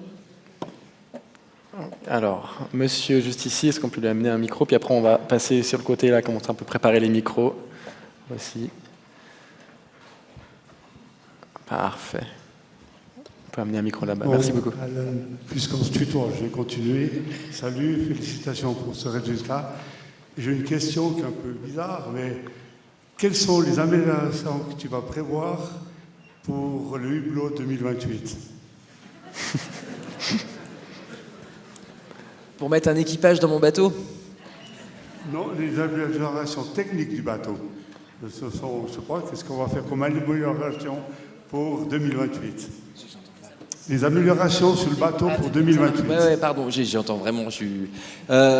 Alors l'objectif, déjà, ce serait bien, ce serait de changer de bateau à un moment, parce qu'il est super, j'adore, mais ce serait bien d'avoir un bateau plus adapté et aussi à de l'équipage, parce que c'est un bateau qui est très fermé. La première amélioration, ça va être de changer les foils, parce que c'est les foils qui sont d'origine, donc ils n'ont pas évolué depuis 2019, donc c'est une forme qui est vraiment dépassée aujourd'hui, qui n'est pas polyvalente du tout, et voilà, le bateau, il a une philosophie qui est comme ça, mais on ne peut pas juste mettre des nouveaux foils, donc il faut découper une partie de la coque, il faut avancer les puits de foils dans la coque, donc il faut changer la structure du bateau dans la partie avant, intégrer des nouveaux foils, mais du coup il faut renforcer le fond de coque du bateau parce qu'il ne tiendra plus la charge des nouveaux chocs. Enfin, c'est une grosse modification. Donc voilà, on est en train de mettre tout ça en route, mais c'est vrai que l'objectif de ce bateau, ce serait de le remettre au goût du jour avec des grands foils. Justine l'a fait pour le Vendée Globe et on voit que c'est des améliorations qui fonctionnent super bien et surtout qui rendent les bateaux très polyvalents. Et je ne sais pas si c'est plus facile à vivre à bord, j'en sais rien, mais en tout cas, on voit que ça marche bien.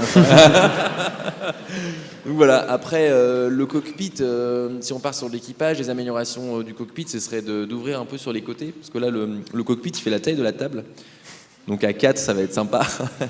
Ce serait bien d'ouvrir un petit peu les cloisons sur les côtés, mais on a des problématiques aussi de jauge, de caissons étanches dans le bateau, donc voilà, il y a du boulot.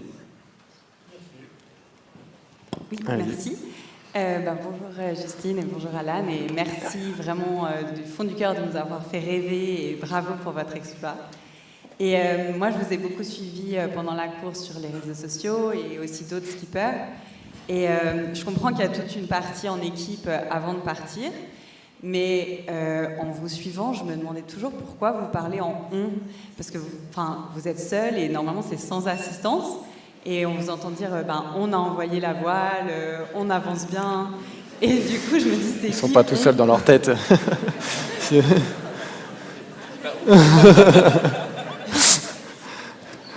Justine dit pas on, alors du coup, en fait, on est dans un monde parallèle, quoi. Il y a une espèce de truc où quand on commence à se parler tout seul, c'est qu'il y a voilà. Donc on, c'est qu'on est plusieurs dans notre tête. Et puis. Ouais, puis c'est ça, comme dit Justine, c'est toi le bateau, tu as un lien, Ouais, on a fait une connerie, après c'est cool de dire on, c'est que tu dis on est deux à avoir fait la bêtise, je suis pas tout seul, tu remets la faute un peu sur le bateau alors que lui il est pour rien du tout. Mais voilà, c'est vrai qu'on dit souvent on, et il n'y a pas de personne cachée dans les cales, non, il n'y a pas. Monsieur juste ici. Bonsoir, merci beaucoup pour votre temps et félicitations. J'avais une question qui s'adressait à vous deux. Justine, spécialement pour vous, votre premier Vendée Globe. Comment est-ce que vous construisez le projet et vous vendre en tant que navigatrice et pour trouver ses sponsors, avoir un petit peu cette relation terre à terre pour ensuite partir au large très solitaire pendant 77 jours?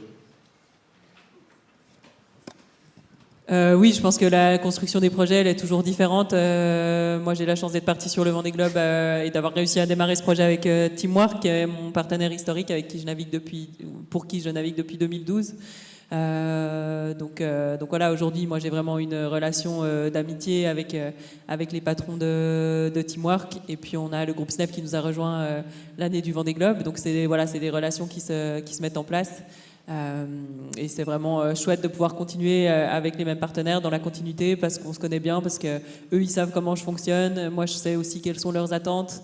Et puis voilà, typiquement Teamwork aujourd'hui, moi ça fait 12 ans que je navigue pour eux, donc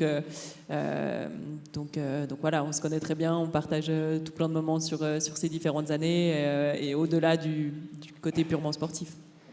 Je sais pas si j'ai vraiment répondu à la question, mais... Question aussi pour Alan, du coup. Les projets, on les construit à la base, c'est autour d'une table en se disant ce serait cool d'y aller, et après il y a mettre tout ça en place, quoi. Donc le premier Vendée Globe, on l'a monté vraiment en très très peu de temps. Ça a été très difficile parce que zéro budget, une équipe vraiment de bénévoles, un bateau qui était à la base plutôt une épave qu'un bateau qui flotte. Et en fait, faut se battre, faut aller, faut draguer, quoi. Clairement, c'est ça. Et généralement, les sponsors, à un moment donné, ils viennent à vous. Il y a un changement de situation où tu peux passer des mois à chercher, des mois à chercher. Puis, il suffit de rencontrer la bonne personne au bon moment. Puis il y a un truc qui se crée. Puis les relations, elles durent d'année en année et c'est assez magique. Après, Hublot, par exemple, ça a été, je crois que c'est 6 ans de harcèlement tous les ans, à leur dire venez avec nous, ça va être top, venez avec nous, ça va être top. Puis je pense qu'ils ont craqué à un moment donné, ils en avaient marre. Et voilà, c'est la plus grosse partie en fait de la course au large, c'est ça, c'est de trouver les sponsors et de monter les projets. Finalement, la voile, moi, quand je me retrouve sur l'eau, je suis presque en vacances par rapport à tout le reste du fonctionnement. C'est beaucoup de travail. Et après, les projets, ils sont très différents. C'est lié aussi au financement. Quel bateau t'achètes, quelle équipe t'as, quelles modifications tu fais. Le Vendée Globe, il y a tellement de projets différents. C'est dur de dire il a été meilleur que toi. En fait, c'est chacun fait comme il peut avec ce qu'il a. Et on essaie tous d'atteindre notre objectif, c'est d'aller au bout de ce tour du monde de la meilleure des manières. Donc voilà, monter un projet Vendée, c'est long, mais c'est super. Question juste à côté. Une question beaucoup plus simple, mais comment est-ce que vous gérez le risque des conteneurs qui flottent ou des baleines? Est-ce que vous avez des détecteurs sur le bateau? Enfin, je ne sais pas, comment ça se gère ce risque? Ouais, sur nos bateaux, on a 2 systèmes qu'on utilise. Donc, le premier, c'est un système qui s'appelle Oscar, donc il y a une caméra qui est en tête de mât, qui fonctionne en captation visuelle et aussi en thermique pour nous détecter les dangers qui sont à peu près jusqu'à 800 mètres du bateau. Donc ça peut être des grosses bouées, des petits bateaux de pêche. Donc là, des fois ça sonne pour rien, des fois ça sonne aussi quand c'est un oiseau, quand c'est le rayon du soleil, parce que c'est pas... ça commence tout juste que le bateau pourrait corriger tout seul pour éviter l'objet. Aujourd'hui, la plupart d'entre nous, on le fait encore manuellement. Donc on entend que ça bip, et quand ça bip et que ça s'arrête pas, c'est qu'il y a vraiment quelque chose de solide et qui n'est pas en mouvement, qui est devant le bateau, et là, il faut réagir. Donc ça, c'est un des systèmes qu'on a à bord, mais ça ne fonctionne pas du coup pour ce qui est entre 2 eaux ou un peu sous l'eau. Et donc plutôt pour la faune sous-marine, on est équipé de ce qu'on appelle des whale pingers qui sont tout en bas de la quille à l'avant du bulbe. Et ça, c'est un système d'émission d'ondes pour alerter les animaux qu'on arrive en tout cas à essayer de faire plus de bruit entre guillemets et de pouvoir les avertir plus tôt, parce que c'est une contrainte aujourd'hui, vu que les bateaux vont de plus en plus vite. C'est sûr que les animaux ont de plus en plus de peine à nous éviter malheureusement. Donc il y a des systèmes qui sont développés qui essayent de limiter ces risques-là, surtout pour la faune animale. Et sur ce Vendée Globe, il n'y a pas eu de grosses collisions avec la mégafaune, donc c'est plutôt bon signe. Ça montre que ces systèmes qui sont relativement récents, ils contribuent à limiter ce risque-là. Et sur ce Vendée Globe, si vous avez bien suivi, vous avez vu aussi qu'on avait des zones interdites dans lesquelles on ne pouvait pas rentrer, notamment autour des Açores, autour du Cap-Vert. C'était des zones créées spécialement pour la biodiversité et donc dans lesquelles nous, on ne peut pas rentrer avec les bateaux parce qu'on sait que c'est des zones qui sont très fréquentées par les mammifères. Et ça limite aussi les risques de collision. Alors on a une question de monsieur, puis ensuite ce sera juste derrière pour la jeune fille. Bonsoir, merci beaucoup pour votre témoignage. Une petite question, certains marins comme Jean Le Cam ont demandé aussi à ralentir un petit peu ces bateaux, à arrêter cette course à la technologie, aux folles qui vont toujours plus vite. Qu'en pensez-vous? Est-ce que vous pensez que c'est bien pour ce sport?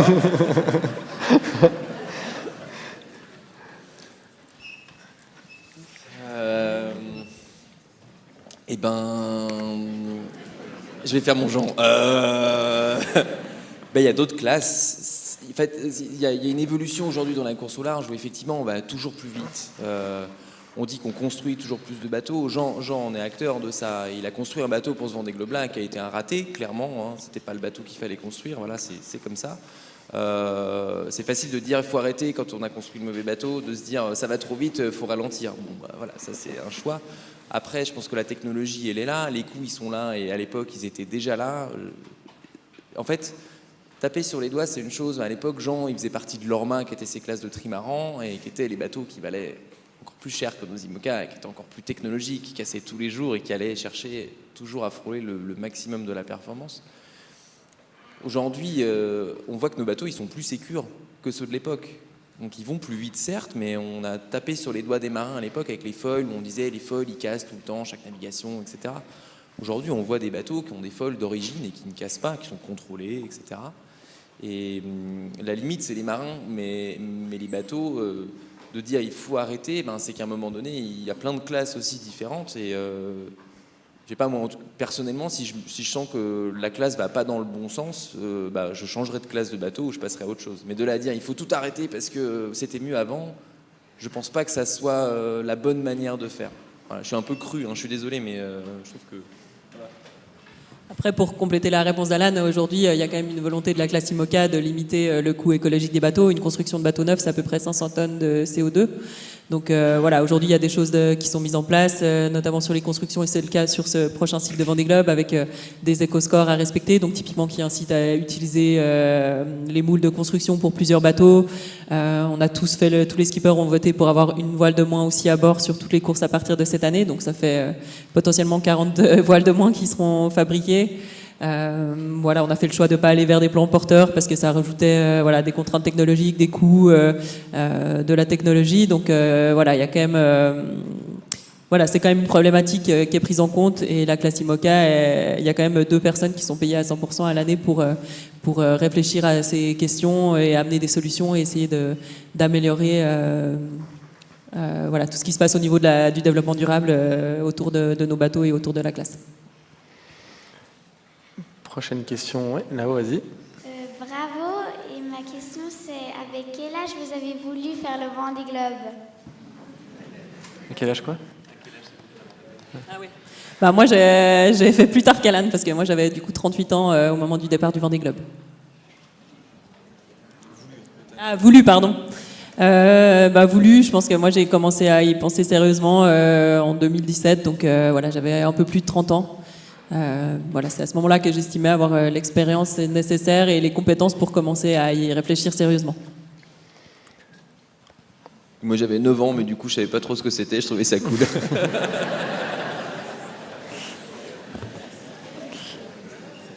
Ouais, question pour monsieur là-haut.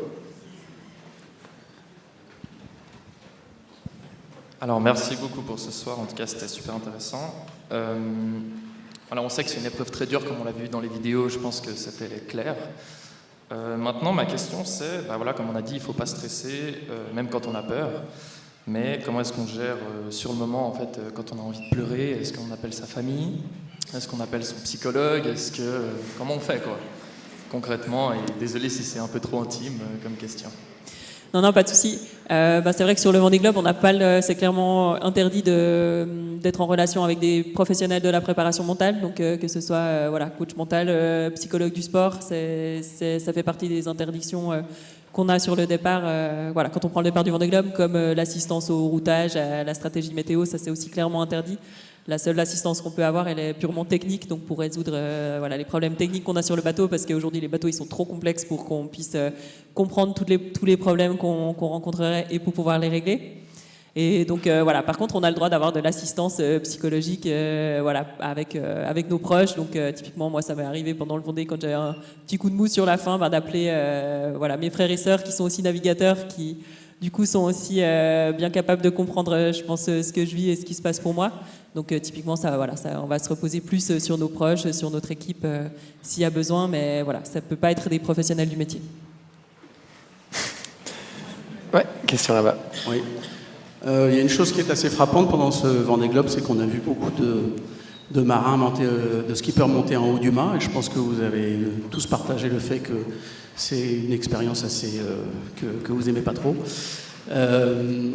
Ma question, c'est de savoir, comme vous disiez que vous aviez des pièces assez standards, est-ce que vous aviez tous le même système de hook, ou c'est quelque chose qui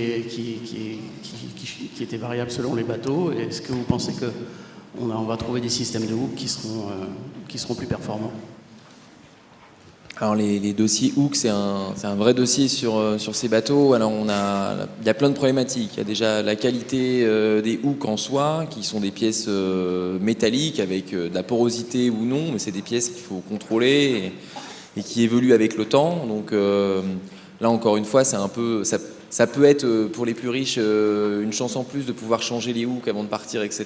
Ça ne veut pas dire qu'ils tiendront la course. Voilà. Pourtant, c'est des hooks qui sont vraiment solides, qui tiennent 8 tonnes, etc.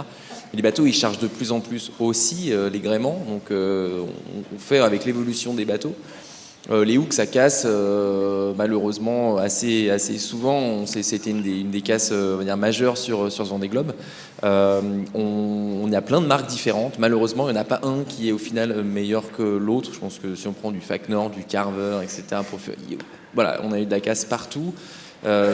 Comment faire différemment? Ça c'est... Chaque Vendée Globe, on se rend compte qu'il y a des casques qui sont plus fragiles que d'autres. Il y a eu des soucis sur les quilles à l'époque. On a fait des quilles monotypes. Les quilles maintenant, elles sont solides. Les vérins de quilles, c'est pareil. On avance au fur et à mesure. On comprend en fait le fonctionnement de ces pièces. Mais c'est vrai que là, les hooks, c'est compliqué. Vous donner un exemple. Le premier Vendée Globe, les bateaux, ils partaient avec 22 pilotes automatiques à bord. Voilà. Aujourd'hui, on en a un et demi. On a une centrale de spare, mais on a 2 centrales de pilotes automatiques à bord. Et ça marche jusqu'au bout. Ça va avec l'évolution. Les hooks, c'est des pièces qui sont quand même hyper agricoles. C'est un crochet qui vient avec des petites dents et qui se clipsent. Et suivant la longueur de loop, donc de l'accroche du mât, votre hook, déjà, il ne travaille pas de la bonne manière. Donc là, nous, on est en bataille avec le créateur du hook parce qu'il nous dit c'est de votre faute s'il a cassé. Je dis c'est pas de ma faute. Si, je suis OK. Voilà, donc en fait, tout ce qui est sur nos bateaux, finalement, reste assez prototype. Et en fait, quand il y a un souci, c'est souvent pour votre pomme. Donc on n'a pas trop de solutions pour le moment. Toi, tu as des soucis de hook sur le Vendée? Voilà. Voilà. Alors le hook en soi, c'est pas grave parce qu'on a des hooks de secours, c'est pas un souci. Alors il faut monter au mât du coup. Bon, ça c'est pas dramatique. Le problème, c'est que généralement quand le hook il casse, votre voile elle finit dans la flotte. Puis on a des foils qui traînent un peu dans l'eau, mais voilà, donc ce qui se passe, c'est que la voile elle se fait poinçonner, puis votre voile elle est KO, quoi. Et c'est pas le hook qui est gênant quand ça casse, c'est plutôt les dégâts que ça va faire sur votre voile, qui est généralement celle qu'il fallait pas casser, parce que c'est la voile du temps pendant les prochains jours, et voilà. Ouais, question. Bonsoir, merci beaucoup pour cette conférence vraiment très intéressante. Je voudrais rebondir sur la question sur les réseaux sociaux. À partir de quand est-ce que vous avez pris conscience que vous étiez en train d'inspirer des millions de personnes en Suisse et au-delà? Et est-ce que vous pensez vous reconvertir dans le métier d'influenceur Merci.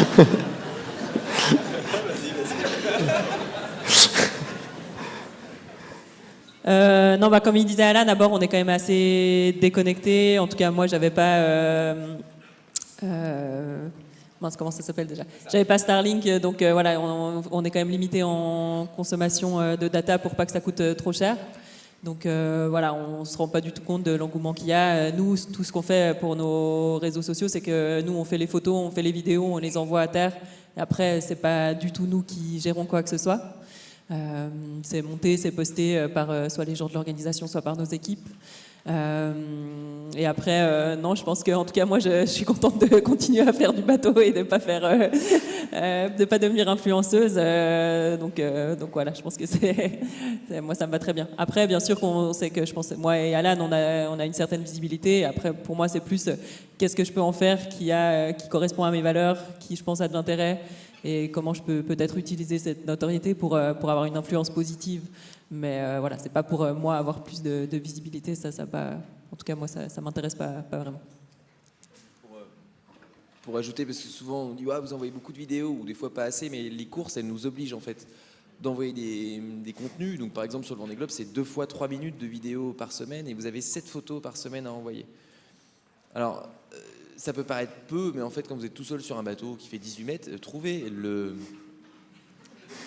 décor, l'idée du truc différent, c'est pas facile.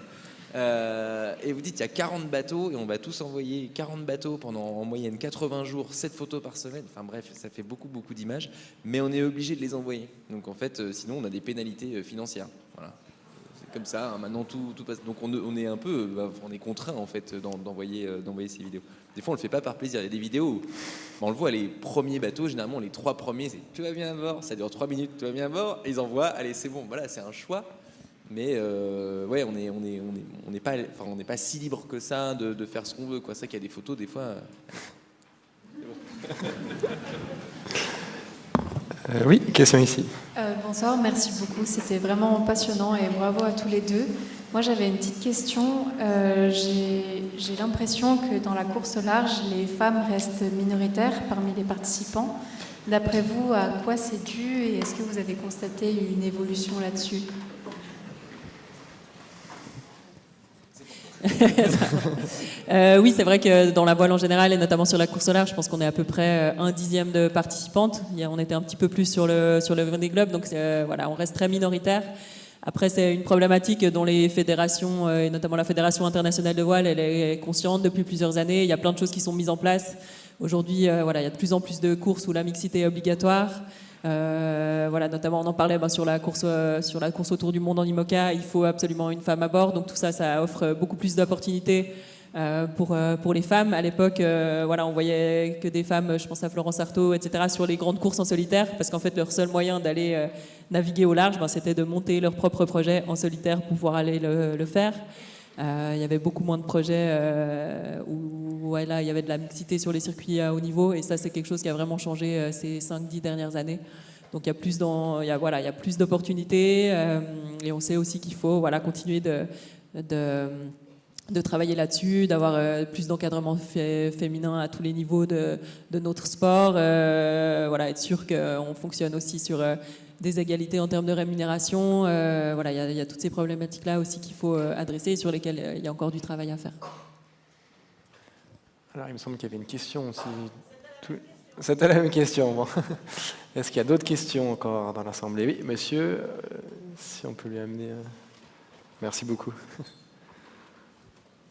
Et puis ensuite là-bas, très bien.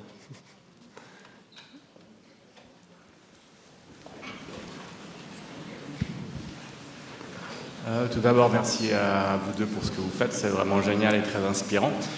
J'ai une question un petit peu technique. On voit que vous êtes seul, alors on vous voit souvent par vidéo, mais pas si souvent que ça à la manœuvre, et des fois c'est un peu dur de se représenter comment vous pouvez réaliser certaines manœuvres. Et j'ai une question concernant la prise de rive. Vous êtes très souvent en portant. On voit des mers monstrueuses derrière vous qui sont super impressionnantes. Vous avez 2 rives, vous devez prendre le 3e. Ça paraît complètement fou de vous remettre au pré et puis mettre votre grand voile en drapeau pour la descendre. Est-ce qu'avec la technologie sur les IMOCA, ça se fait d'une autre manière ? Si on est en portant, en fait, on va juste lever un peu, mais rester avant-arrière, juste remettre un peu plus de vent apparent dans la grand voile avec la voile d'avant. Donc voilà, juste remettre un peu d'angle pour que la voile elle descende ou qu'on puisse la remonter un petit peu plus facilement. Mais du coup, on va pas se remettre complètement face au vent. On essaie juste de ne pas être complètement vent arrière avec la voile qui aurait beaucoup de pression sur les haubans. Et vu qu'on a des maëls quand même qui n'ont pas de barre de flèche, ça simplifie aussi un petit peu ces manœuvres-là. Il y a quand même moins de frottement sur le gréement. Merci. On a une question aussi juste là-bas pour madame. Tout à droite. Ouais. On va encore faire quelques questions. 5 petites minutes de questions, puis ensuite on vous libérera. Ici, j'ai une question, peut-être ici sur la droite. Alors attendez, on écoute madame et ensuite on vous écoute. Bonsoir et merci à vous deux pour ce rêve que vous avez offert pendant beaucoup de jours et bravo. J'aimerais savoir pour chacun d'entre vous quel est le moment le plus émouvant que vous avez vécu sur ce Vendée Globe. Moi, je dirais que les moments les plus émouvants, c'est bien sûr la sortie du chenal, le retour et puis le passage du Cap Horn. Ouais, le Cap Horn aussi, je pense que c'est vraiment un moment. Je disais tout à l'heure, c'est la première terre et il y a un vrai. C'est beau, quoi. Après, il y a l'arrivée quand même, le passage de ligne où il y a tout qui retombe et c'est une émotion qui est très différente. Ouais, le horn, c'est cool.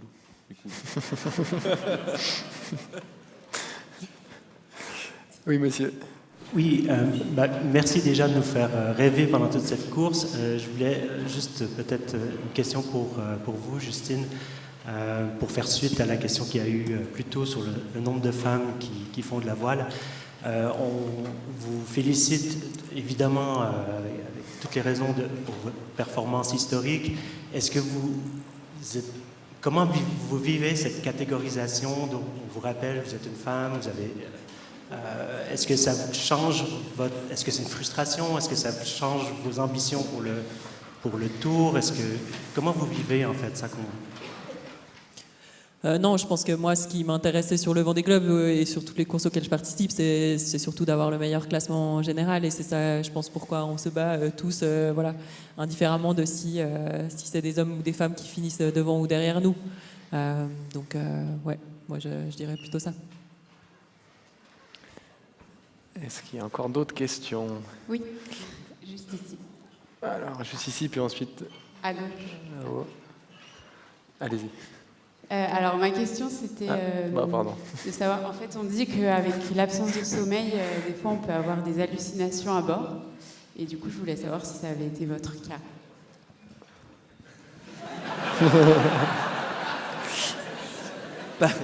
Merci. Non, jamais eu. Je connais plein de marins qui ont eu des trucs assez flippants, mais en fait, il y a une espèce de ligne rouge à pas trop dépasser, quoi, dans l'accumulation de sommeil. Et j'ai plus de difficultés, par exemple, sur la route la nuit, avec des petites chutes de fatigue, voire hallucinations, que sur le bateau. Je sais pas, il y a une espèce de prise de risque où... Enfin, non, sur l'eau, étonnamment, non, mais je sais pas... Toi non plus, ouais. Sur le Vendée Globe, pas trop. Alors en Figaro, par contre, je crois que sur les solitaires et tout, il y en a pas mal qui ont, parce que c'est vraiment... Ça dort pas du tout, quoi. Voilà. Nous, on a quand même des phases où on cumule quand même beaucoup d'heures de sommeil. Alors c'est des petites tranches, hein, mais ça repose quand même pas mal, quoi. Donc on tient. Oui, merci beaucoup pour le partage sur les réseaux sociaux, pour la belle fête de l'escalade aussi, sur le bateau. Et ma question c'est... C'était Alain sur Instagram qui a fêté l'escalade. Ma question c'est quelle est votre relation avec le bateau? Est-ce que c'est un équipier? Est-ce que vous l'encouragez? Est-ce que vous lui parlez? Avec le bateau, alors il y a beaucoup d'insultes, il en a eu un peu beaucoup.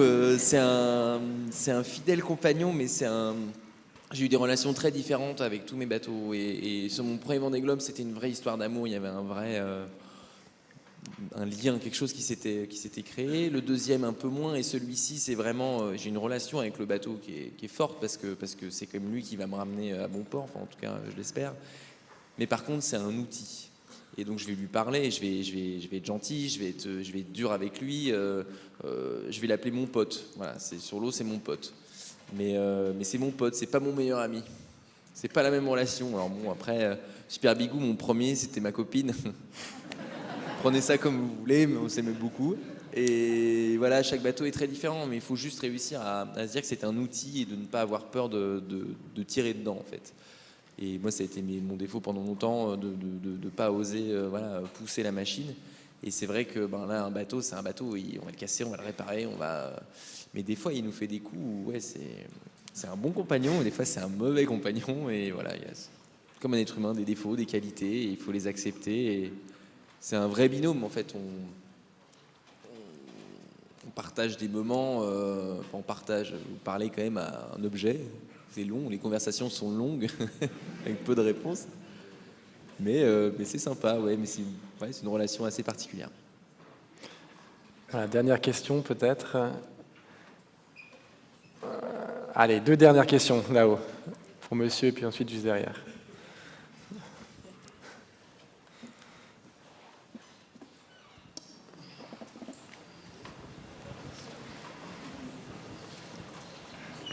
Merci de prendre ma question et de nous avoir fait rêver ce soir. On a parlé de sportifs de haut niveau, on a parlé d'augmenter les capacités des bateaux. Il y a un mot qu'on n'a pas prononcé ce soir, c'est le dopage. Est-ce que c'est quelque chose qui est tabou? Est-ce qu'il y a des règles? Qu'est-ce qu'on fait? Est-ce qu'il y a c'est une question générale en fait sur les capacités de l'homme. Est-ce que on cherche on va dire à encadrer ce qui pourrait être une pratique? Je ne sais pas du tout si c'est le cas. Nous, on est quand même soumis aux mêmes règles que les autres sportifs professionnels. Donc on est dans la fédération de voile, on doit respecter les normes antidopage et il peut y avoir des contrôles à la fin des courses. Moi, ça m'est arrivé quelques fois d'être contrôlé. Donc on arrive au ponton, il y a quelqu'un qui nous attend et on va avec eux aux toilettes. Donc c'est vrai que je pense qu'il y a peut-être un peu de mystification autour de ça dans nos sports, parce qu'effectivement, il y a des cours sur lesquels on peut être vraiment en déficit de sommeil, etc. Mais je pense que c'est vraiment pas quelque chose qui arrive dans notre sport. Là, il me demandait si j'ai été contrôlée. Et oui, effectivement, moi j'ai été contrôlée sur le Tour du Monde en équipage, donc sur la Volvo Ocean Race, The Ocean Race. Ça arrive qu'il y ait des contrôles. Et sur la solitaire du Figaro aussi, ça peut arriver. Donc sur certaines grandes courses, on peut être contrôlé. Merci. Et pour terminer, monsieur, juste derrière, l'avant-dernier rang. Et pour compléter, les athlètes qui font de la voile olympique, par contre, eux, ils sont quand même contrôlés vraiment très souvent. Donc ceux qui... Bravo encore et merci. Je m'interroge sur la montée au mât quand vous êtes en mer. Comment vous vous assurez, il y a harnais, tout ça, quand vous allez changer un hook, winch automatique, télécommande, et puis si on reste coincé en haut, c'est une interrogation. Alors la montée au mât, c'est assez archaïque, mais ça marche très très bien. On est sur un système qu'on appelle le gris-gris, donc on a des poignées. Alors chaque marin a son petit système à lui. Ce qui est important, c'est de bien le connaître et d'être rassuré à l'idée de l'utiliser. On essaie de monter au mât quand les conditions sont bonnes. Ce qui est assez étonnant, c'est qu'on doit garder une certaine vitesse pour avoir la stabilité du bateau. Parce que les mâts, ils font 28 mètres de haut, mais vous êtes à 30 mètres au-dessus de l'eau. Donc en fait, quand il y a un ballon lié à la houle, on est quand même mieux quand le bateau il est appuyé par des voiles. Donc des fois, vous montez au haut du mât et le bateau il est à 12-13 nœuds de vitesse, mais au moins vous êtes stable. Donc monter en haut du mât, on a une corde tendue de grimpe qui va longer le mât. Enfin, en tout cas, mon système c'est ça. J'ai une corde qui va allonger tout le mât. Dans la grand voile du bateau, j'ai une ralingue qui a été cousue sur toute la longueur. Alors si j'ai la grand voile haute, tant mieux. Si je l'ai pas, tant pis. Mais en tout cas, c'est un truc en plus. Et avec un petit objet qu'on appelle des couilles de chat, qui est un système qui vient se clipser sur la grand voile, je suis attaché à la grand voile du bateau. Donc ça m'évite de me faire déporter à gauche, à droite.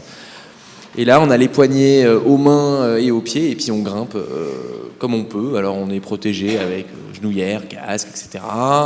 Généralement, vous montez pas avec rien. Vous avez des patchs, vous avez l'aérien de secours, donc l'antenne, l'anémomètre qui va en haut du mât.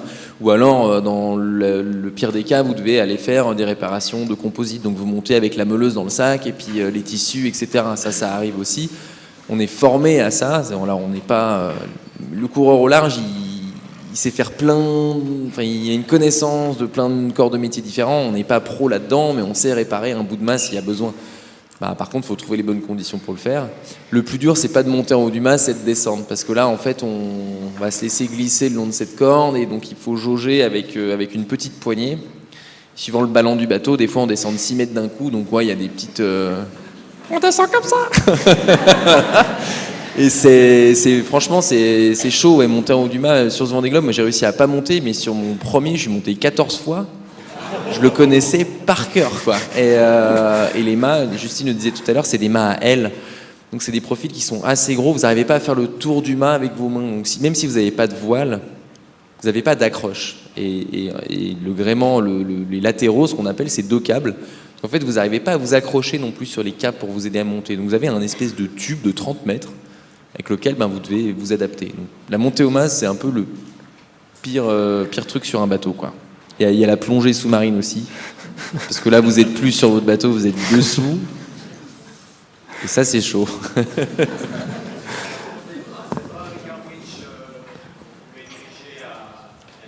C'est tout à la force des bras. Toutes les manœuvres du bateau, il n'y a rien qui est fait... La montée au mât aussi. Ouais, la montée au mât, c'est à la main. Comme feraient des alpinistes. Voilà, on utilise le même système que les montagnards pour monter sur des cordes tendues. Quand on disait que c'est des vrais sportifs d'élite. Voilà. Merci beaucoup, Alan et Justine. On peut les applaudir bien fort. On peut se lever pour eux aussi, si vous le pouvez. On peut les applaudir. Levez-vous, merci à vous deux.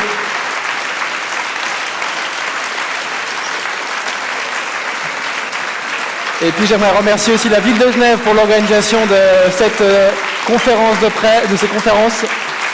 Et puis évidemment, vous avez vu toutes les vidéos qui ont été alimentées par les différents supports, notamment Teamwork, Teamsnef, Hublot. Et puis on peut remercier aussi le service de presse du Vendée Globe qui nous a fourni aussi énormément de vidéos pour notamment ces conférences. Merci beaucoup, bonne soirée et en 2028 peut-être.